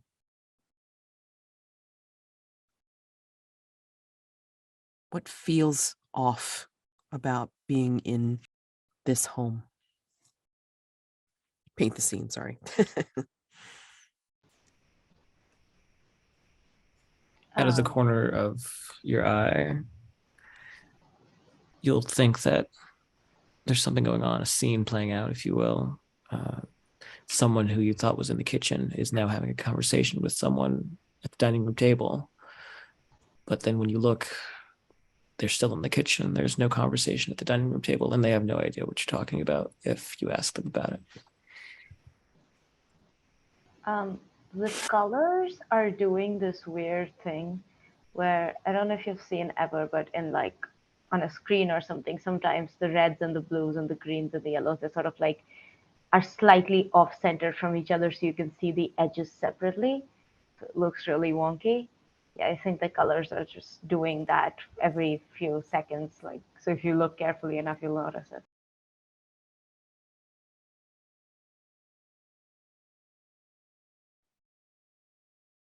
I think the air is just wrong. It's not a smell, it's not a sensation. There's just an almost physical tension in the air as you move around that puts your senses on edge. Even Pope notices it. He takes his hat off, and he will, as he's following Dr. Noble, or what looks like Dr. Noble, because you only see her back. He turns back to you two and says, "Something doesn't feel right." Nod quietly. And he will turn back and follow Dr. Noble to the back of her home. And actually, what she'll do is she'll lead you out into her garden. The back is kind of like I believe Victorian gardens are like kind of like a mishmash of things that have been planted, and it's kind of like got that controlled chaos that an English garden has. But there are very living things here, and it's beautiful in its own way. You see a gnarled tree that reaches up to the sky, and there's a bench underneath it and stuff. And out there is Samuel. He's playing. He's got like a little, one of those little rocking horses or something like that he's treating as a sled. Like he's kind of scooching it like along the grass. And that's another thing. Along the grass. When last you guys were here, or like, in London, when Seven Dials was being investigated, it's around Christmas. You shouldn't see any grass. Looks like early spring here. What would you like to do? I think Pope will go up to Dr. Noble and murmur a few words, and then go over to Samuel, crouch down, and just kind of like talk with him as he's scooching on the grass.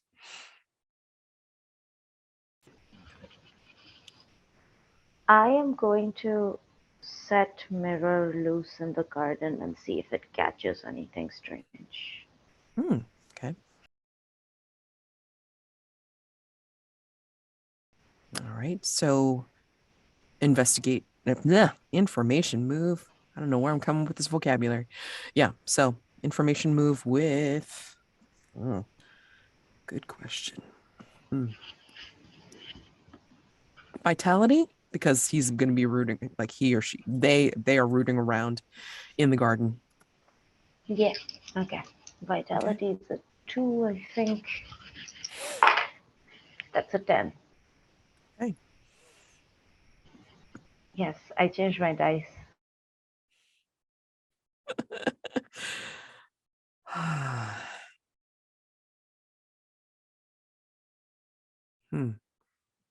How big did we say mirror was again? Small enough to fit in your jacket, I guess. Yeah, so like around 10 inches maybe at biggest, yeah. Okay. And I think they find what looks like a spool of thread. It looks like silk, but it has a sparkle to it. It has a strange look to it that looks like if you unfurled it or unspooled it, it would never end. That is the clue. Atticus, what are you doing? It's still day phase. Yes. I think I would like to gather information Mm-hmm. alongside Pope Mm-hmm. and just talk to the boy. Okay. Sure. Like this tall Atticus guy is gonna go and just talk with the kid for a minute. Okay. Just Cool. kind of suss out if there's anything odd about the child, given the parentage that we have confirmed. I think in that case, you want to roll with presence. Sure. Yeah. Hey there. Look at this strapping young lad. And I'm going to use actual dice this time. Eirinar, show me the way.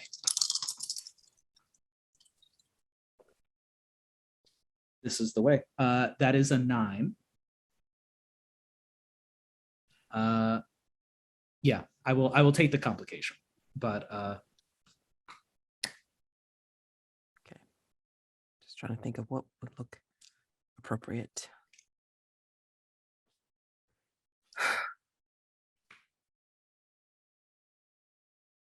There's 2 things I could give you, and I don't know which one makes the most sense. But none of this makes sense. So what am I talking about? All right. Okay. I don't usually ask for this, but I need to. Mike, roll me a d6 and pick either 1 to 3 or 4 to 6.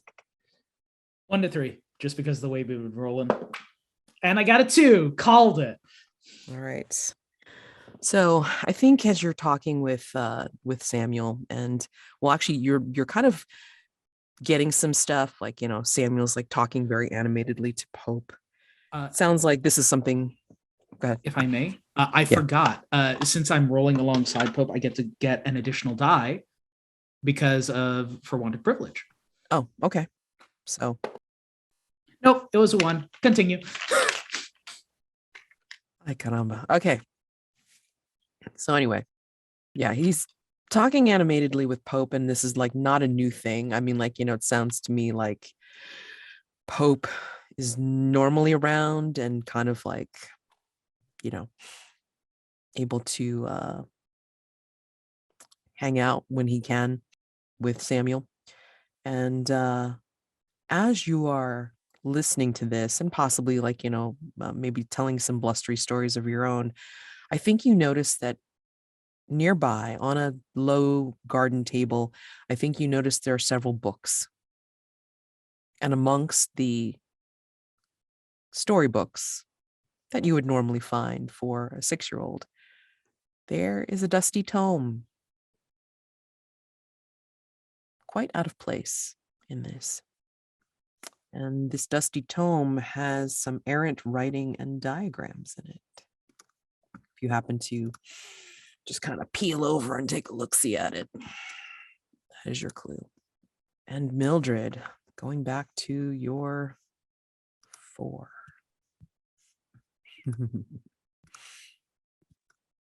4. Yes, 4. You don't find anything. However,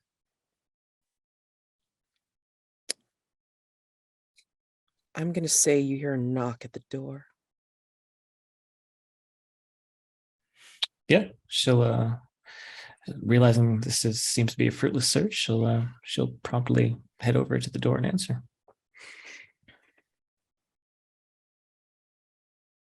Well, she'll look at the peephole first if it's possible with a glass. There's no peephole.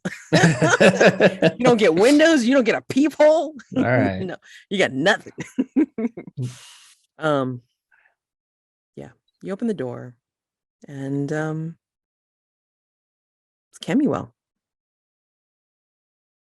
He looks kind of haggard at the moment, but still,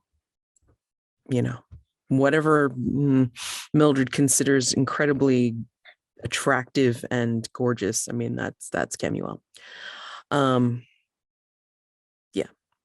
And he kind of hangs on the door frame a little bit, but not like leaning into you or anything. It's just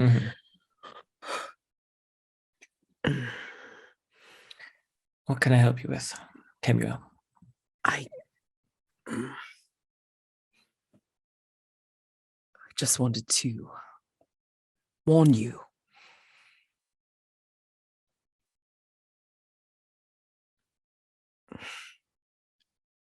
I'm breaking my own agreements by doing this, but I know your time is short, and I just wanted to say, you don't have to play her game,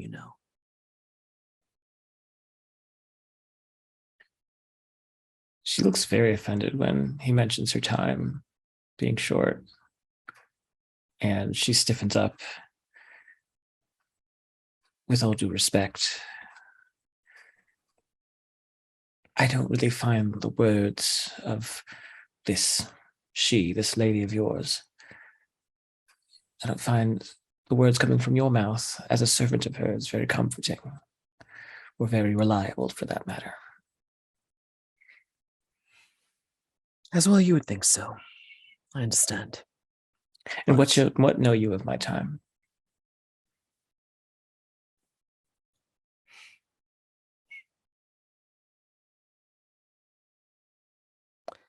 I felt the cries of the dead.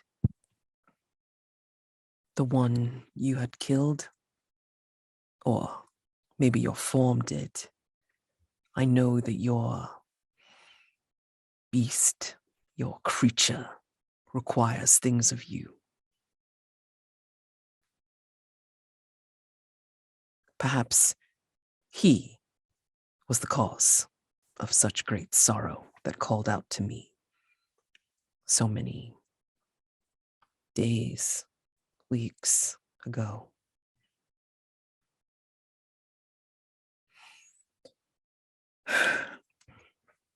I'm able to at least say this because of my power. You do not have to play her game. If anything, you have a game that you can play on your own, Mildred Bloom. Know that your power does not come from anything but yourself. Not from your beast. Not from those that taught you.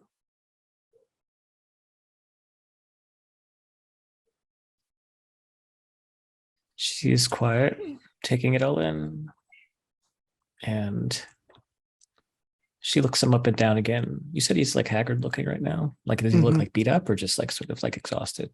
Exhausted. Okay.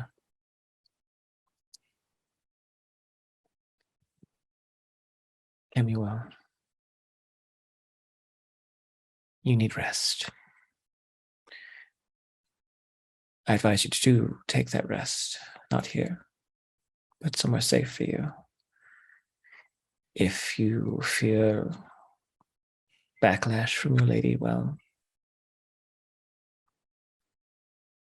you have my deepest wishes that whatever price you pay is as least costly and least painful as possible.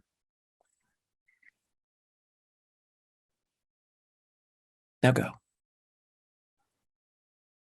He will turn away, but then look back at you over his shoulder. You could have been one of mine, Mildred, and I would have welcomed you with open arms. I am no one's. No, And she'll shut the you're door. not. Yep. And yeah.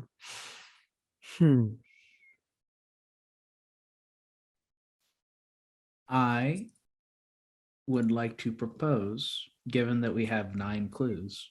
Yeah. Answering the question. Yes.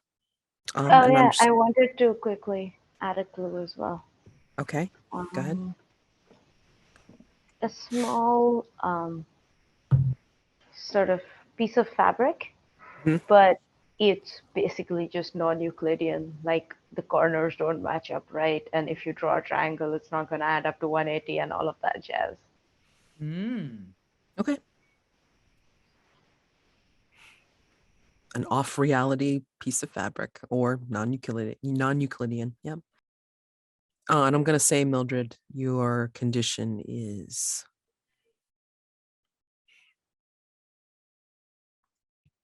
God's tears. Oh, Spicy. Okay. So you have the question. Mm-hmm.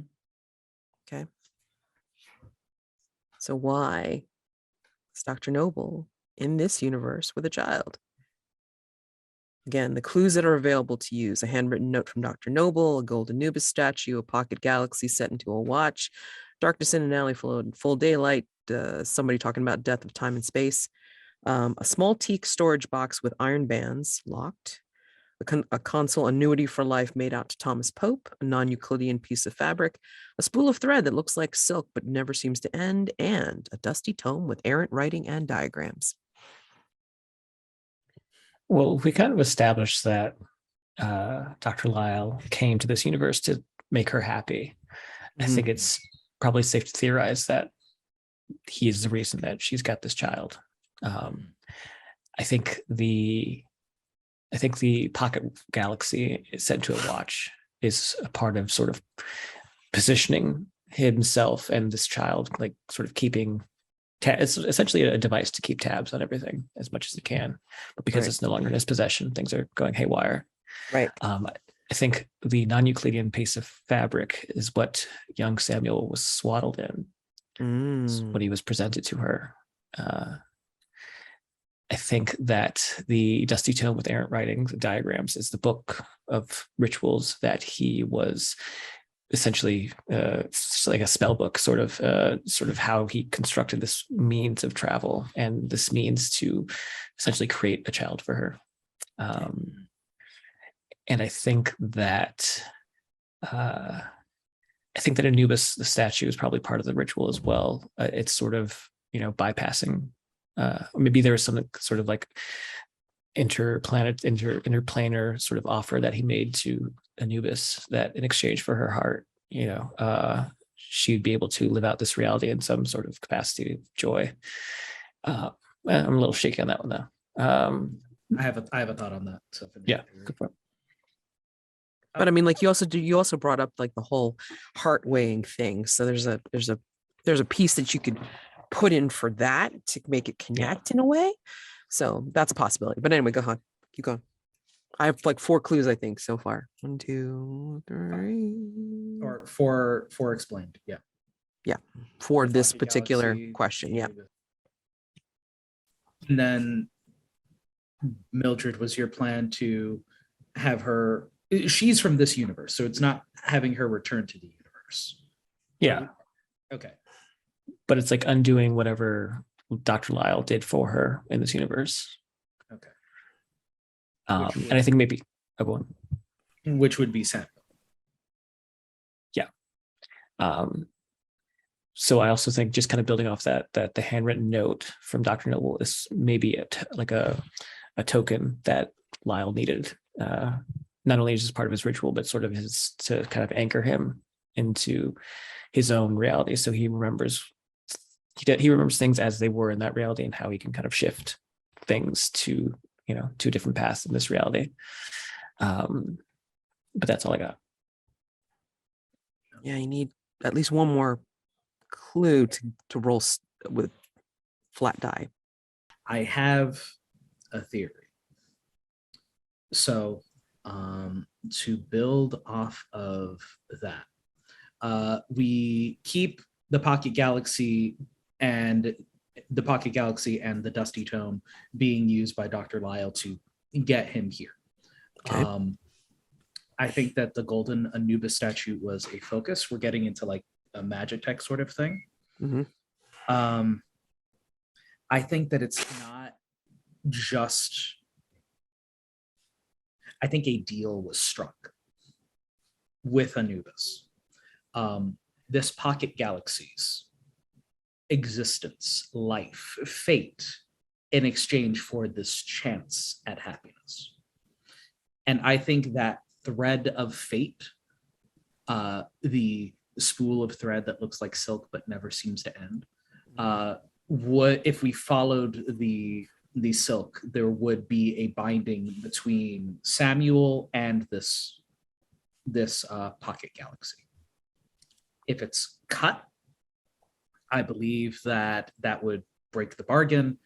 The connection would be ruined, and Samuel would probably be rapidly decreasing. And that would essentially be the death of time and space for him. So Yes. Someone muttering that in our dimension is sort of just this kind of leaking prophecy. And it's not just that, like, this galaxy is effectively being consigned to oblivion for the sake of Dr. Noble's happiness. I think all of the misery, all of the despair across all of the different like universes have woven her into like this tight knit thing where Anubis is like, yeah, that's a fair deal. Not only that, I don't think this is the first time that, because this is a deal between a god and a mortal, I don't think Titania can actually like play ball. I think mortals need to get involved, and I don't think we're the first people she's recruited. I think that Pope is the key person in this. I think sealed inside the box is a gift from a young Dr. Noble to Pope, along with a handwritten note, expressing like affection. Thank you for helping my family. Here's a gift, and it is a knife. I think the knife, if wielded appropriately, would allow for all of this to be undone. And I think Pope said no.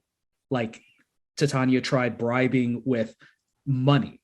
Like, do this one thing and you will have all the money you could possibly want for the rest of your life. He said no. She's tried manipulating him in other ways, and every time Pope's dedication has been, no, I'm here for the Noble family. Be gone. Did you explain the handwritten note? The handwritten note came along with the small teak storage. Great, got It's from a younger Dr. Noble, showing affection, showing like, it is the note that, like, I know that we introduced it with Atticus and stuff. I think that note, that bit of like personal affection is what kept Pope going, kept him loyal, because like there's a genuine affection between the Noble family and their factotum. And the non-Euclidean piece of fabric, I think, is also good for the swaddling cloth. Like, I think that ties it into Samuel as well.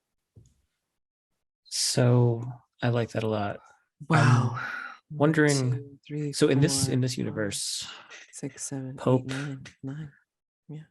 Pope and Dr. Noble aren't together, but they're just kind of like they're alive. They're They're alive. He serves her father. and in He's the other one, she's dead and he failed. So I'm wondering if maybe the thing in the box isn't like just a knife, but it possibly contains like some sort of memory that, if used, will, will maybe, I don't know. It'll set off Thinking the course maybe- of, it'll set off the course of events that causes Dr. Noble to Yeah. become the tragic Dr. Noble. Like, Mhm. whatever is in this box, we don't even need to define it. If the box is opened, Samuel will die. That is guaranteed to happen. Pope will be there to see her fail. All Titania needs is for Pope to open the box. That's it. It's as simple as Faye can get. Mhm. And Pope said no. Which is why she's sending us To try to and go convince him to open it. or to just solve it another way. Honestly, Yeah. like Mark the Darkened Gateway, Atticus decides to use Samuel for hunting the beast. Like, that could probably satisfy Titania's thing. It forces fate to turn Dr. Noble into the tragic person. But again, added character. That's not Atticus. He's not going to do that. Do you have anything, Eirinar? No, I'm just wondering why Titania didn't open it herself, the box. I'd say the iron bands. Oh, right. I forgot that Faye allergic to iron. Also, I think it might be like a Fey god thing. Like, this is a deal between a mortal and Anubis. She doesn't want to get mixed And up she with that. can't get in the middle. Yeah. Yeah. The iron bands plus also too, it's like it's the deal where it's a mortal has to do it, by choice. Can't be forced. So basically, I'm like Peas Blossom couldn't break into it and like have it work. No. In Right. fact, he might not even be able to, even with all of his strength. I'd say it has to be Pope. Like, in all Yeah, the universes, it has to be Pope. Well, yeah. I like it because I mean it uses up all 9 clues. Yeah. And wow. So It's okay, also so really sad. it's very well. I mean, it's not a fun thing. I mean, like so just to clarify, what is going to be your resolution? Are you going to be trying to talk to Pope to do this now? I mean, he's already been offered once by somebody supernatural to do this. Like, what are you all going to be doing to help him make this decision if it's got to be him doing it? In our explanation, we said that part of the reason things are unraveling is because Dr. Lisle does not have his magic watch. I think Titania is the one who said, you need to set Dr. Noble straight. You need to make sure that she's despairing. I am positing we don't need to play Titania's game. We will find a different way to stabilize this without throwing Dr. Noble to the wolves. Okay. So Yeah. Alternatively, I mean, it's a little dark, but like smoke would do it. Okay. I mean, so if we got rid of Samuel, does that not solve the problem? Like, we don't have to send Dr. Noble anywhere or cut the thread necessarily. We can just do it any way whatsoever. Just get rid of Samuel, right? Like, he is the primary thing that is like the marker of things being not what they should be, right? So if we So just then get rid of is- Samuel, So then is the case that in any reality, Dr. Noble is not allowed Samuel. She is always fated to die in some capacity. at least in these two realities, right? I mean, Yeah. we don't know if there's a third one where like something else happens, but There are two truths. Dr. Noble will always lose a child, and Dr. Noble will always die in the arms of Pope. These things are as it should be. Ah, so Maybe they're part like the of fixed points, so to speak. maybe part of the ritual is having Pope there for when he opens the box in Dr. Noble's presence, and whatever happens, happens with that knife. Or whatever it is. Like, it doesn't have to be a knife. It could be whatever, something else. But do we need to ruin this happiness because some Fey Queen said this is the easiest way to do it? Well, we haven't met Dr. Lisle, have we? No. Yeah. No. So if he's the We cause don't of all know if this, he's alive or exists in this universe anymore or any of that either. well, I think that if we're going the sort of not playing Titania's game, I think we find Dr. Lisle. We get to this. I mean, he's the source of all this, so he has to know how to undo this. And we'll Does he help him in want to, whatever way though? we can. Yeah, Then we'll mind control him. It's fine. We'll make the dude want to do this. Yeah. That's fun. So just recall from last episode, Rick, you found out from Mr. Noble that Dr. Lisle had been sent off as a special medical attaché on a mission and has not returned. Medical attaché on a mission to where? Like He to didn't an say. accessible place? Oh, correct. He didn't say. Well, thankfully, I've got certain moves that can find people, so I That will could be part use of the those if I solution. have to. Sure. Ooh, this could be fun. Okay, so let's call it. And then, so do we want to say 1, 2, yeah, all nine clues have been used towards this solution. So your solution is to 1, find Dr. Lisle, 2, have that box opened by Pope, and then see what happens. Yeah. And hope that So- Dr. Lisle's presence is enough to counteract any impending tragedy that may happen. Right. Okay. All right. So long as we're kind of clear on that. All right, great. Shabo. All right. So who's gonna roll? We need a +3 here. Come on. I've Mike? already rolled once on the mystery and it did not go well. Yeah, but I I have mean been you're rolling using. like trash all day. All right, I'll do it. Oh boy. Okay. We believe in you. Let's go. +3. That's a 12 total. Oh, yeah. Yes. All right. So we're gonna do like a very quick dusk phase. If you want to do any kind of mass, or you can wait until the end. I mean, I'll let you make that decision when we enter dusk phase. You know what? Fuck it, because time is all fuckery right now. Smoke, you do not have to roll the quickening for dusk, because dusk is fucked up. Yeah. Do I need to still roll Cosmic Passage? No. Yes. No dusk phase moves will be in play at this moment because time is a fucking. So we will, however, do like a quick Hargrave house. The salon.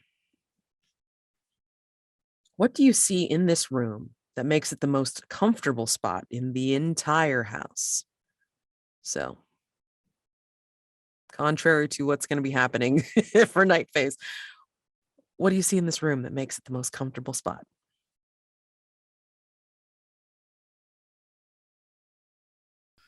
Not just chairs, perfectly cushioned chairs with armrests that are just the right height where you can rest your arms, but they don't get in the way of grabbing things from the little side tables. They're perfectly contoured for whoever sits in these chairs. They're beautiful. I'm going to say that there's a roaring fire. It's a beautiful mantle, beautiful frontispiece. It's bronze carved. Looks to be like a wolf hunt, but the wolf looks a bit more anthropomorphic, perhaps. But it's always the right temperature. The wood doesn't burn in a way that's unpleasant. It always has this beautiful scent of burning fir and pine, and it never goes out unless you need it to or want it to.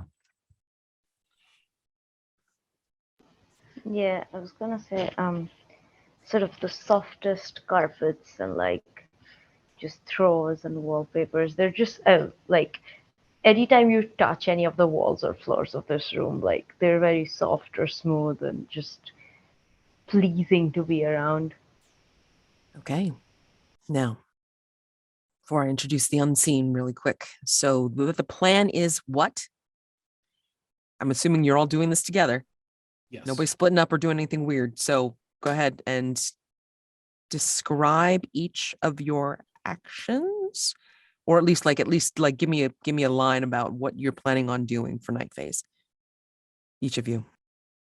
Sir Atticus. I'm talking with Pope. Pope is here. Pope is crucial. I'm getting him up to speed as much as possible and trying to have a heart-to-heart with the man. Like, you're going to have to make a decision, and you need to do all you can to preserve Dr. Noble and the House of Noble. Okay. Mildred. I'm going to go find Dr. Lisle, or try to find Dr. Lisle. Mhm. Get in touch with him. Eirinar. I mean, oh God, Smoke. Sorry. I was going to go to the noble house as well, and if Atticus is talking to Pope, I will either join him or I will go talk to Samuel and see if I can't get him out of this situation. Like, I don't want him to be around while shit goes down, and also Samuel and Mr. Noble, I think, is the people I'm going to just go talk to. Okay. I think people will be found conveniently in one place for this particular night phase. Okay. So, introducing the unseen. At the edge of chaos. At the edge of chaos. Time and space are affected for the worse, and Titania has promised to keep current threats at bay while the hunters of Hargrave House investigate and hopefully resolve this anomaly causing havoc in London's reality and beyond.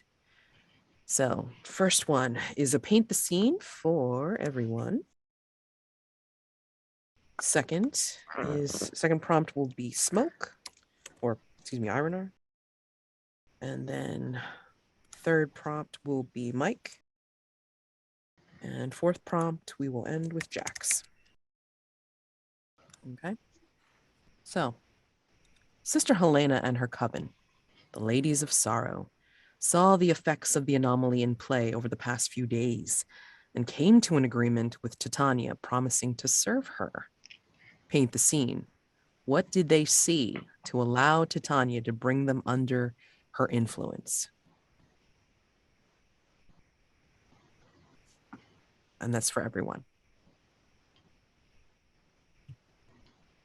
I think during one of their soothsaying sessions, now that they've come masquerading as this group of mediums in London, I think they saw a vision of the realms being torn asunder and the beast making way to other realms beyond this one, out of reach from the sisters.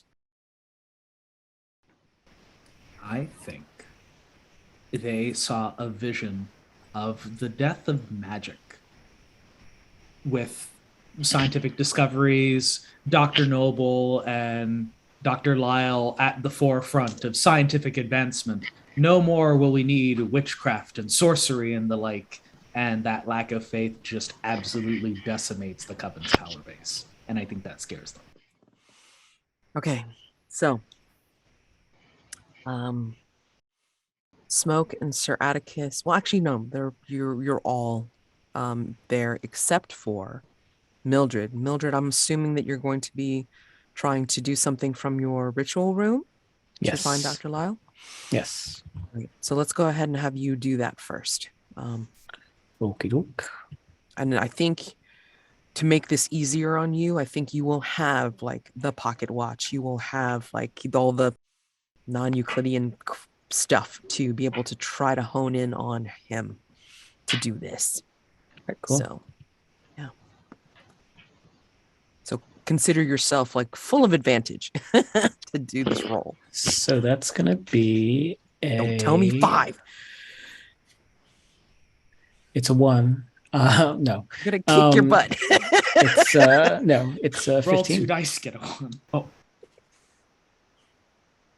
What is it? 15. Okay. Fantastic. Okay. So you succeed.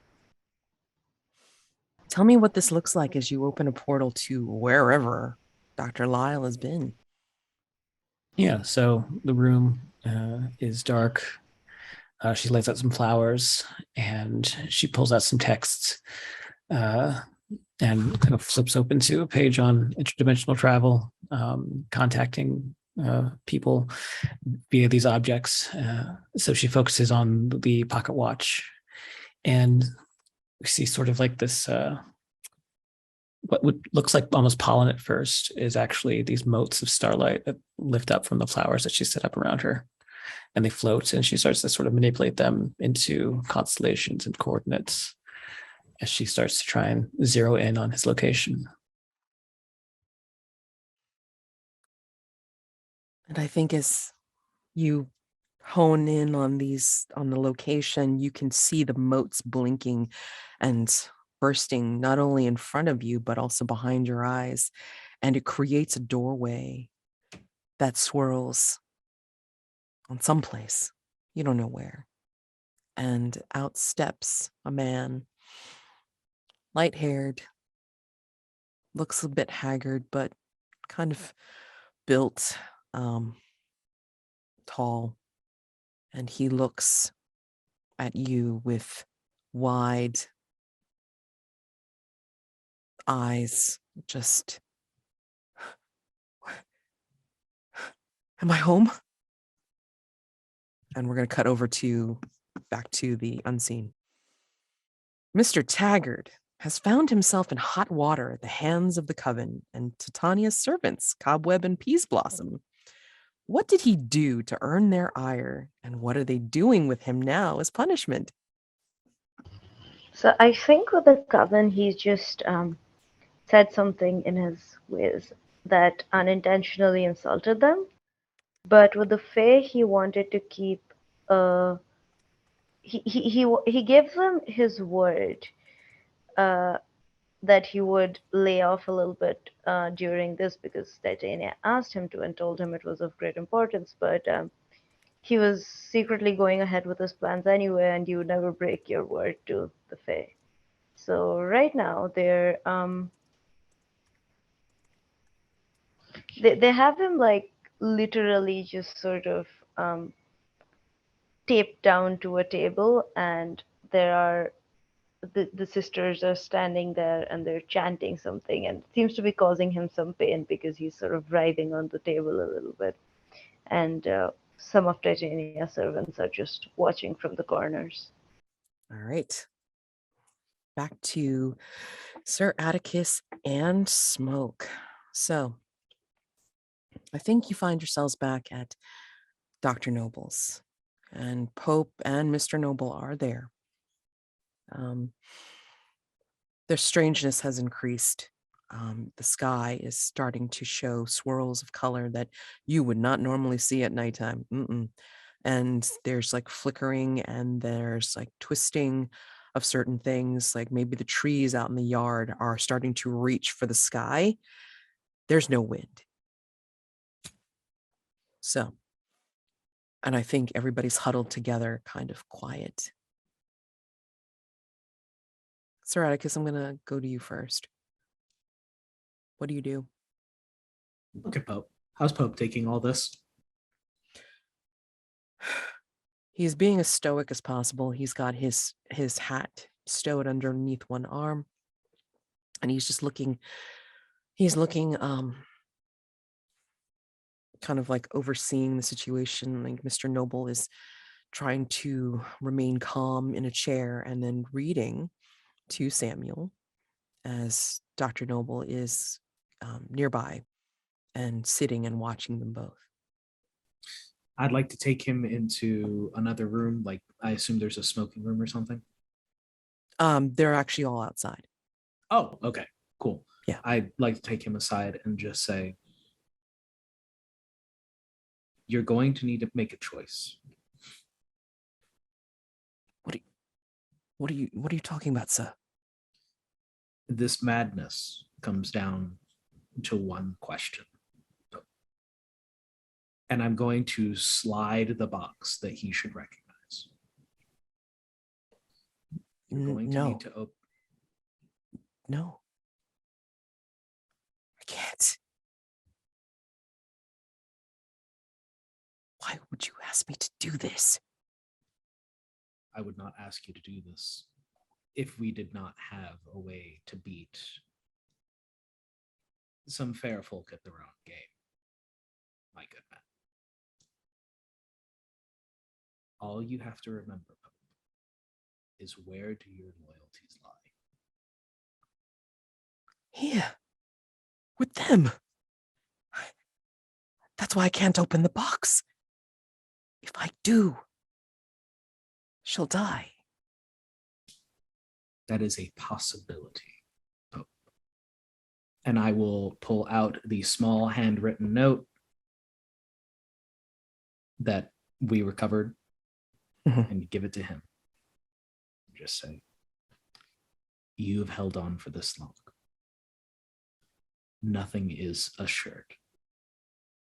You've been told that opening this box will bring about her end, but you can control what the outcome is. And as long as you hold on to that loyalty, that love that you have for this family, and I'll look over to Father Noble reading to his grandson effectively, and Dr. Noble hanging out with her son and her father. As long as you keep that love in mind, Pope, I'm sure you and they will be able to withstand whatever is inside of the box. Mike, Puck wandered over to Seven Dials to see what kind of investigation he could do. What prank does he pull to keep Beelzebub amused for a time and prevent any more disappearances for the time being? And this is for the unseen. I would like to confirm, Mads, there are disappearances that are happening, like kids are being kidnapped. Yeah, there basically children had disappeared. I believe Beelzebub managed to kidnap a child and then found out that it was a changeling without a soul. Once was happenstance, twice was a coincidence, 3 times, and he finds out that Puck has been playing the Kansas City Shuffle with a bunch of children and changelings throughout all of London, effectively saying, guess which ones are the real children. It was kind of funny at first, and Beelzebub's like, okay, fine, we'll hold off for now. So, Smoke, what are you doing?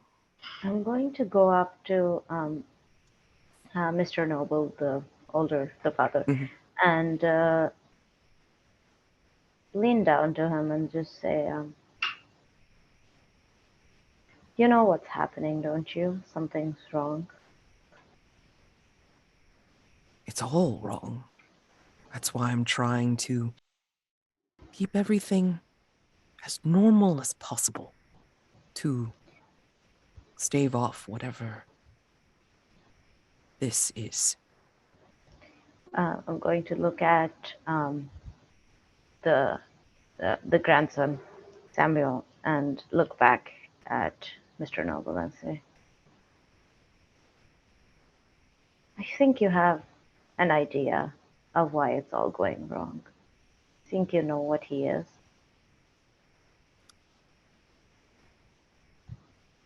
And he will bring Samuel a little bit closer to him and kind of tousle the tow-headed child as Samuel looks up at him with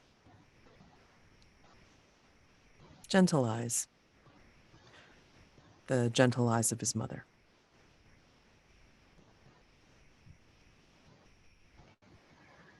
If this can only be resolved peaceably, without pain. We think there is a chance. And we think that, well, You might have more of a hold over your man Pope than, well, my friend over there, maybe. And this is where he looks at you and then back at Pope and just turns back to you and says, He holds what is effectively the key to, well, what is potentially the key to solving this without giving in to the wishes of, well, those who would have most of your family ripped away from you.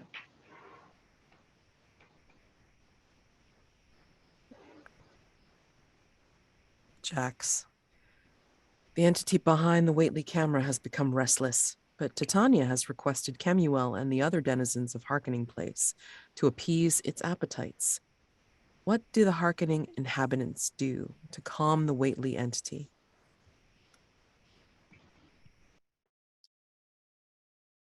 Well, if nothing else, it's always time for a party. And given some of the inhabitants of this place, they're very well socially connected, and so in a means that's not very supernatural, but is super fabulous. And I don't remember every member, but I think the explorer manages to corral all her resources and wealth to host this sort of salon at the Society Obscura, one that quickly becomes overflowing with guests, with patrons, with curiosity seekers, to the point where there's just really no room to take a good picture.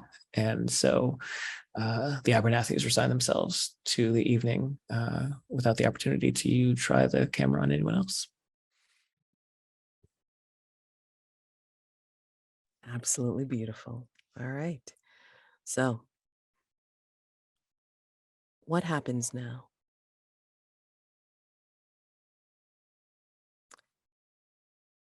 I imagine that Smoke has hinted to, or pretty much said outright to Mr. Noble, that he has control over Pope, and Pope will be loyal.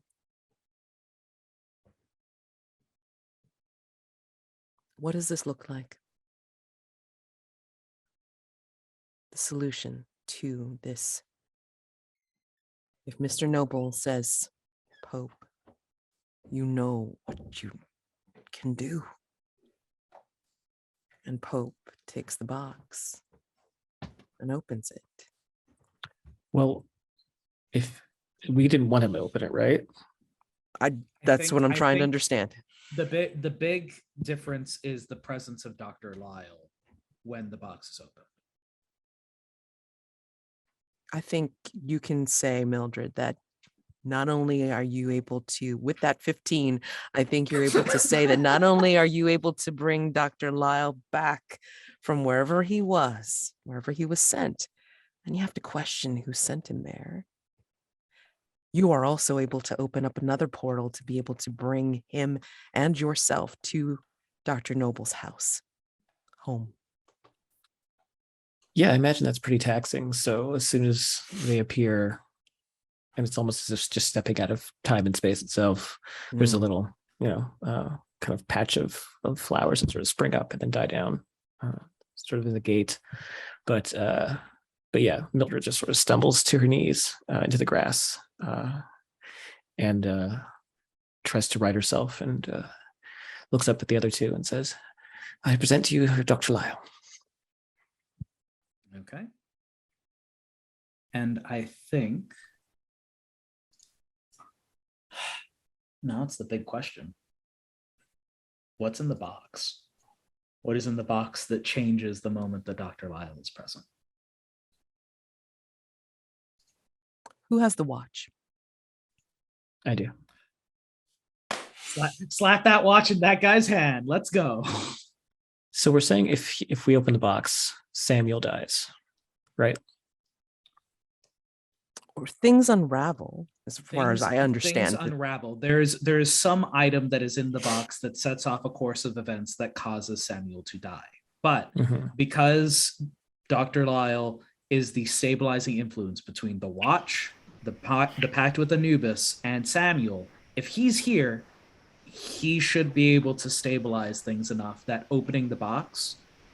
Maybe opening the box in the presence of Dr. Lisle and the pocket watch is able to reroute the unstabilizing influence to the pocket watch galaxy, which was already doomed anyway. Yes. We are throwing more despair, more chaos into this already doomed pocket universe. It is the death of time and space. Yeah. Mildred will pull out the pocket watch, slip it open, present it to Dr. Lisle, and say, I know you're not from here, and I can't promise that I'll get you safely to where you're supposed to be, but you have a wrong to right. You made deals with entities that you had no comprehension of, and other entities that you also don't have comprehension of want in on this deal, and they want to manipulate it for even more ghoulish opportunity. You have the chance now to right wrongs, to do right, to truly do right by this Dr. Noble that you so seemingly care about. I can only hope that I'm able to bring her home with me if I can't be here. If that's what you're asking me to do. Her life is hers to live, and yours is yours to live. If there is a reality where the two of you have lives that interconnect in a deeper, more romantic way, then find that reality. But don't try to force it into other places where it's not supposed to be. Don't be selfish. Selfish, not selfish. He will walk over, and by this point, Mr. Noble has stood up, and Samuel has seen, and you hear him cry out, "Daddy!" And Pope will present the box to Dr. Lisle in such a way that I think as he's presenting the box, you see him open it. And Dr. Lisle's face is illuminated, holding the box as the pocket watch pops open and swirls of cosmic dust or universal matter starts to swirl around the box, around Dr. Lisle and Samuel. And Mr. Noble is looking with starshine eyes, as well as Dr. Noble, who stands up very quickly and says, "What's happening? What's going on?"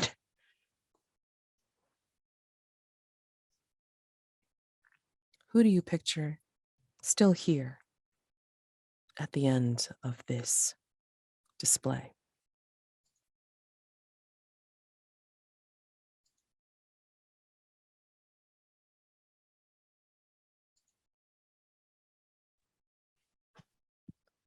Well, I picture somewhere, maybe past the gates of the grounds, there's a figure in a burgundy hood watching all of this, and she doesn't look pleased.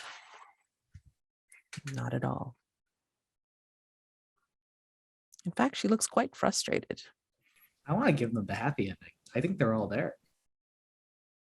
Okay. I think that Dr. Lisle, Samuel, and Dr. Noble are all there, but the watch is broken. Yes. Whatever essence was in the watch to be able to sustain this particular stabilization in this universe has now dissipated or incorporated into them.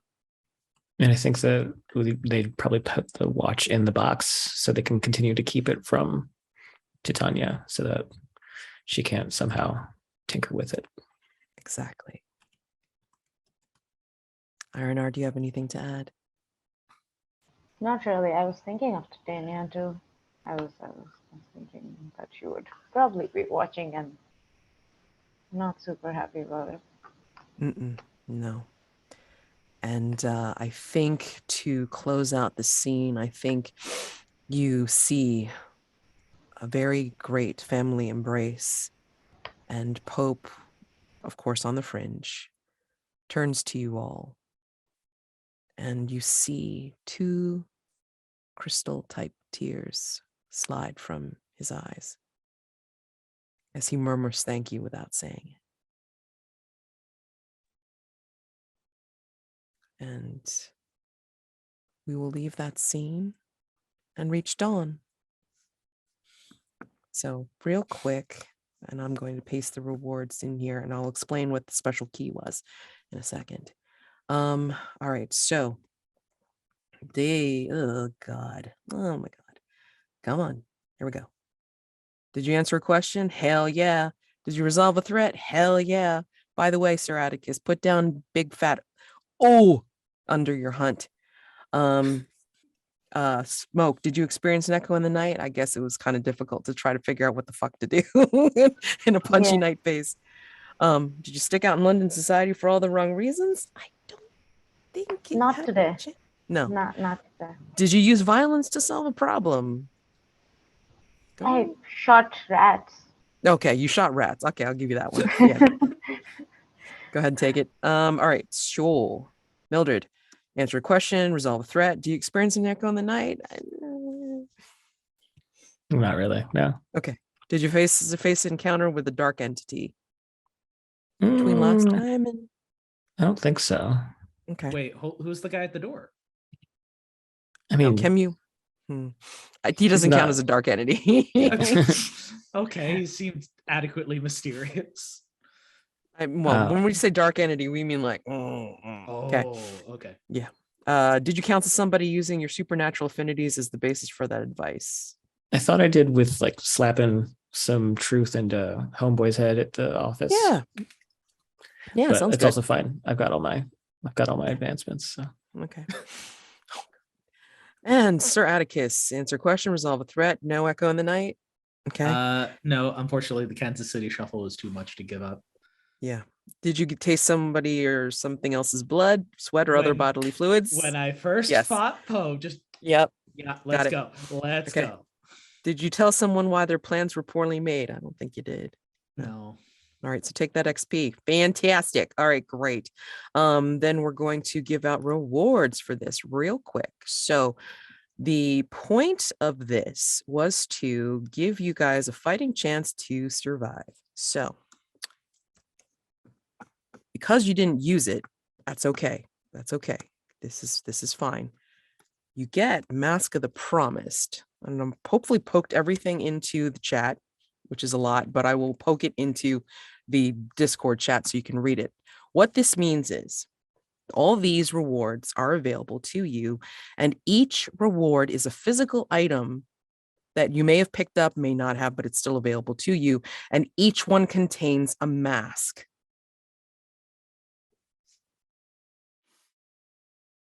and we just pick one? 2. Oh, 2. Okay. I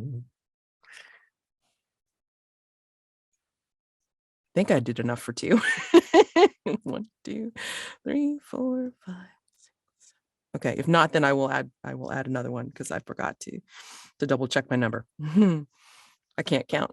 So, but anyway, yeah, pick 2 and add that to your personal quarters. So this way you have, again, as an item. So that's another present. So not only does it contain a mask, but it's also an item that you can use as a personal quarters item for advantage. Okay. I kind of want the pair of ice skates. No one minds.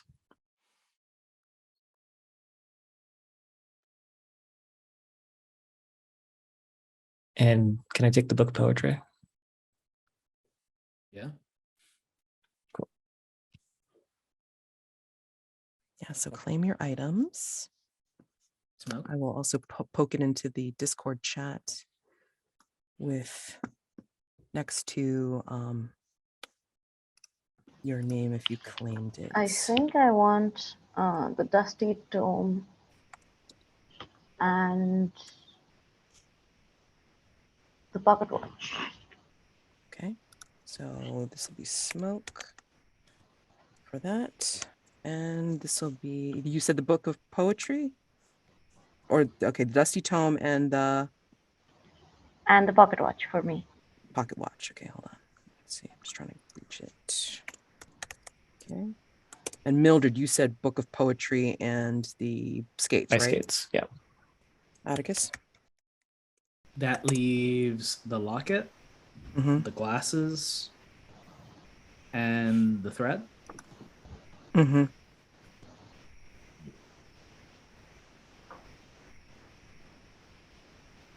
Oh, the waistcoat too. Hold on. So waistcoat, thread.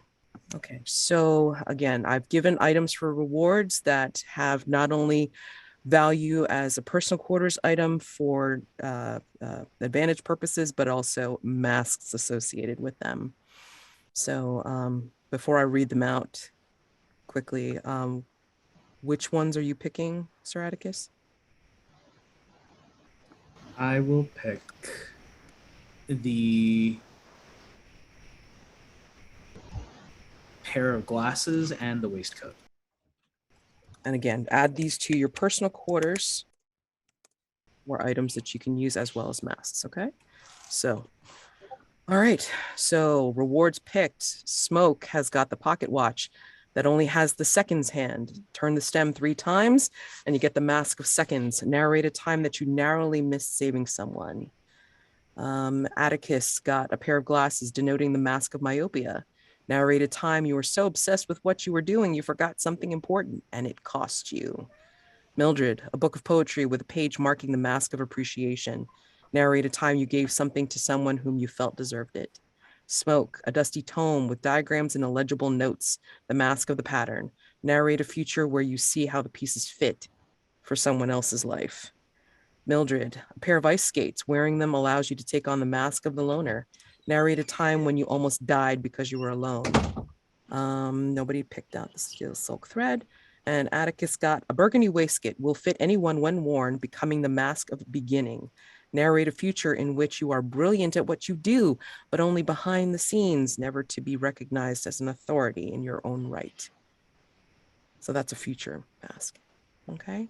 So I guess the locket and the thread is left for Elagos. All right. Okay. So real quick, if you got time, punch out some stars and wishes. Stars, what you liked about this session or last session too, because it's a 2-shot, I guess, and about each other, and wishes, what you wish had happened over the course of this threat, and what you want to see happen for the remainder of the stuff. I will surprise you with how it gets a little easier for the remaining threats when we come back next week, hopefully. Yes. Okay. So stars, wishes. Nobody has any stars or wishes. We're all too polite. Stars. I absolutely loved like the theories we came up with. I also, I mean, yeah, I had a lot of fun with the threat as well. Like timey-wimey is always fun. And thank you to Mads for like sort of, going to such great lengths to like keep our characters alive. Like I do appreciate it a lot. And yeah, I absolutely loved all the role play and the all the mystique and like yeah. And it was nice to see like the side character have a fair bit of spotlight for once, like a recurring side character who we've seen before and stuff. So yeah, those are my stars. I don't really have any wishes. I mean, I wish we'd gotten a little bit more time for the night phase, I think, because it was a little short. But I mean, it had to be, and I don't think it suffered too much for it.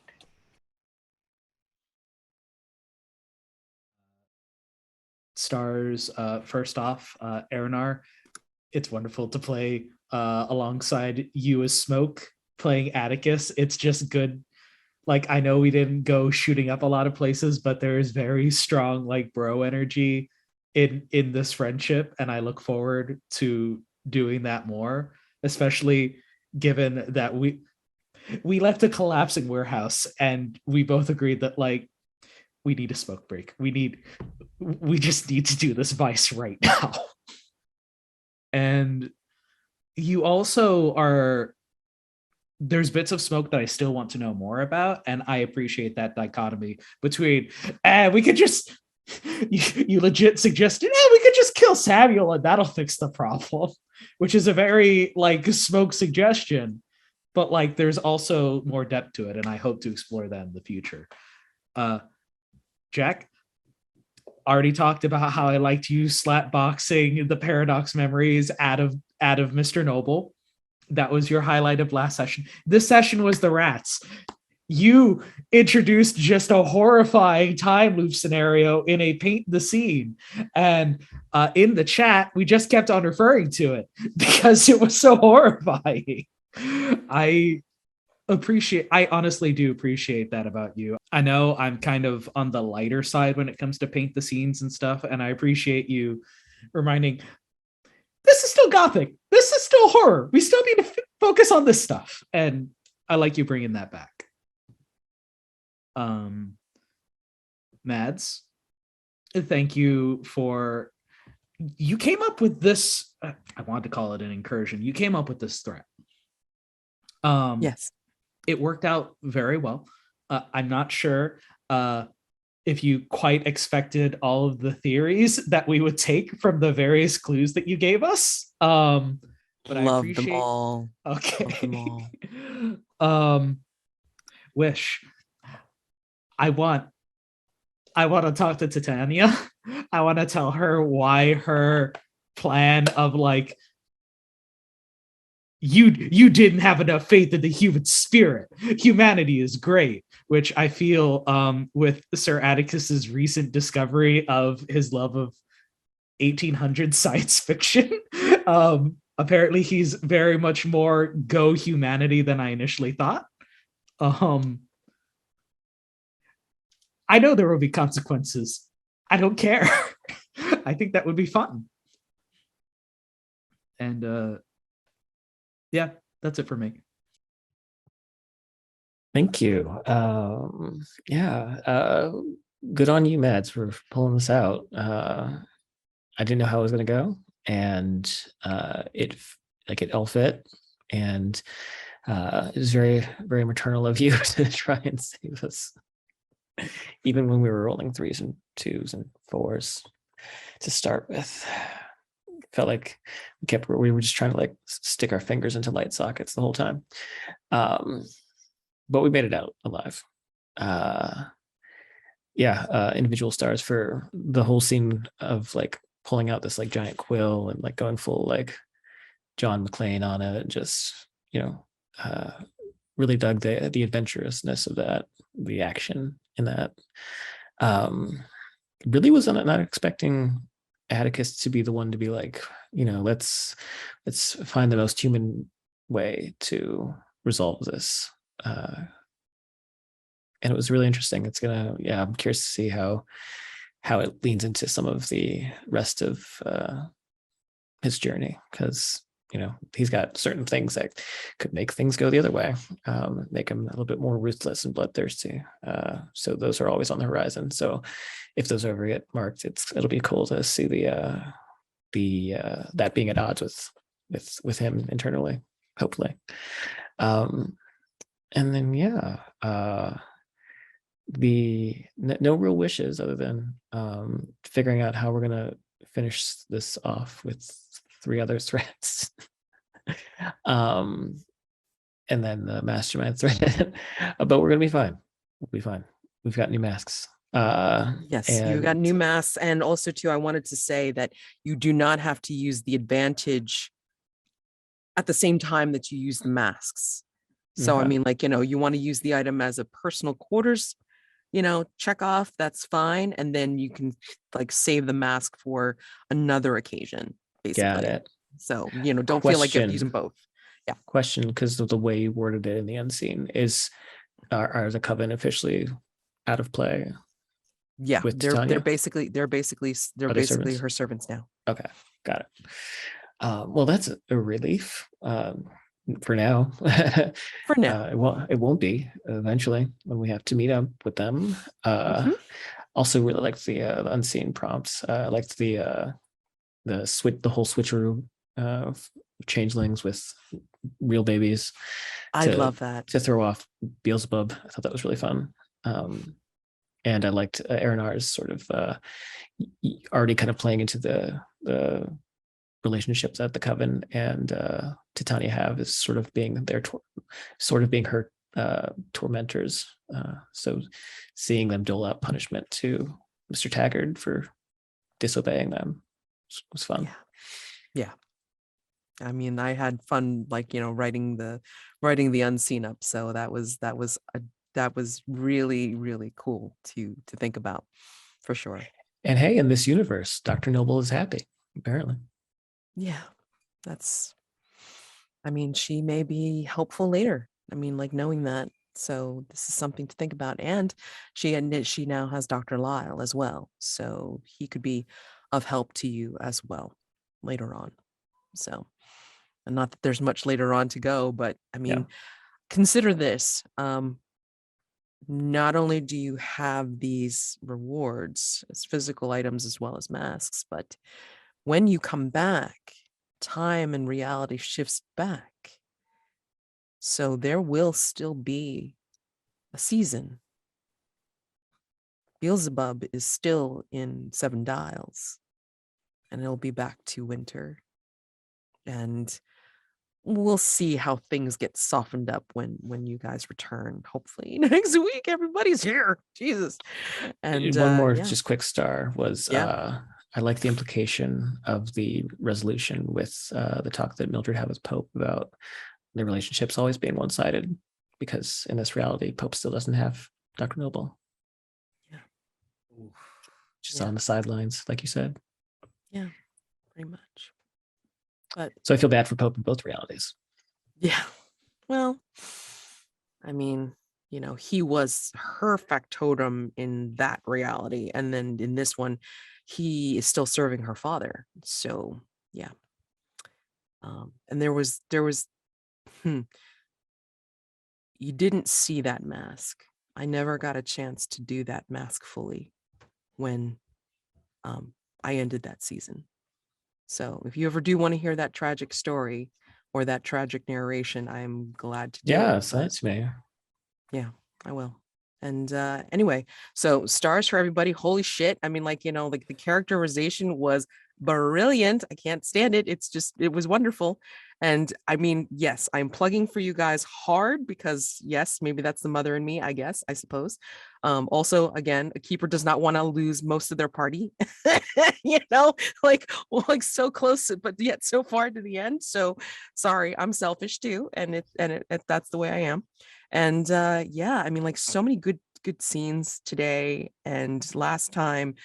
And I just thank you guys so much. Thank you guys so much for being my play testers for this threat. I don't even know how I'm going to really write it up so it makes sense to anybody else, because it's like, I know for, what I was thinking for this, and it's very specific to this group that, may or may not really know about the previous history. So it worked out and it's great, but I don't know whether another group like just picking up out of nowhere would be able to really do this. I think you could work it out. Yeah. I just have to just generalize some certain things, but I think the skeleton is there. Like the threat thing, yeah. Yeah. The skeleton is there. I might have to tweak the question because it's like you didn't quite do it the way that I thought that it was going to happen. So, you just have to word it in such a way that it can be generalized to have that possibility of the solution that you guys came up with, which was wonderful. I have to say, the between in general does not get a lot of happy endings, but this is pretty good for the between. For now. Let's call it that. Yeah, for now. Hey, the creature had a great ending too. Yeah, well, dude burned out an entire galaxy of existence so that he could selfishly stay. Like, it's as bright an ending as we're gonna get. Exactly. So it's like it was bad for somebody else, and then it's kind of good here. I mean, we don't It's we like- don't see the tragedy. We don't need to worry about that. right? It's like Doctor Strange, but it's like we're seeing the happy side. All right, great. So, I mean, again, specifics. I mean, it would take too damn long because it's like it'd be like picking every little thing, and it's beautiful. So stars for everybody, and thank you again for letting me run this threat and giving you another fighting chance. Holy shit.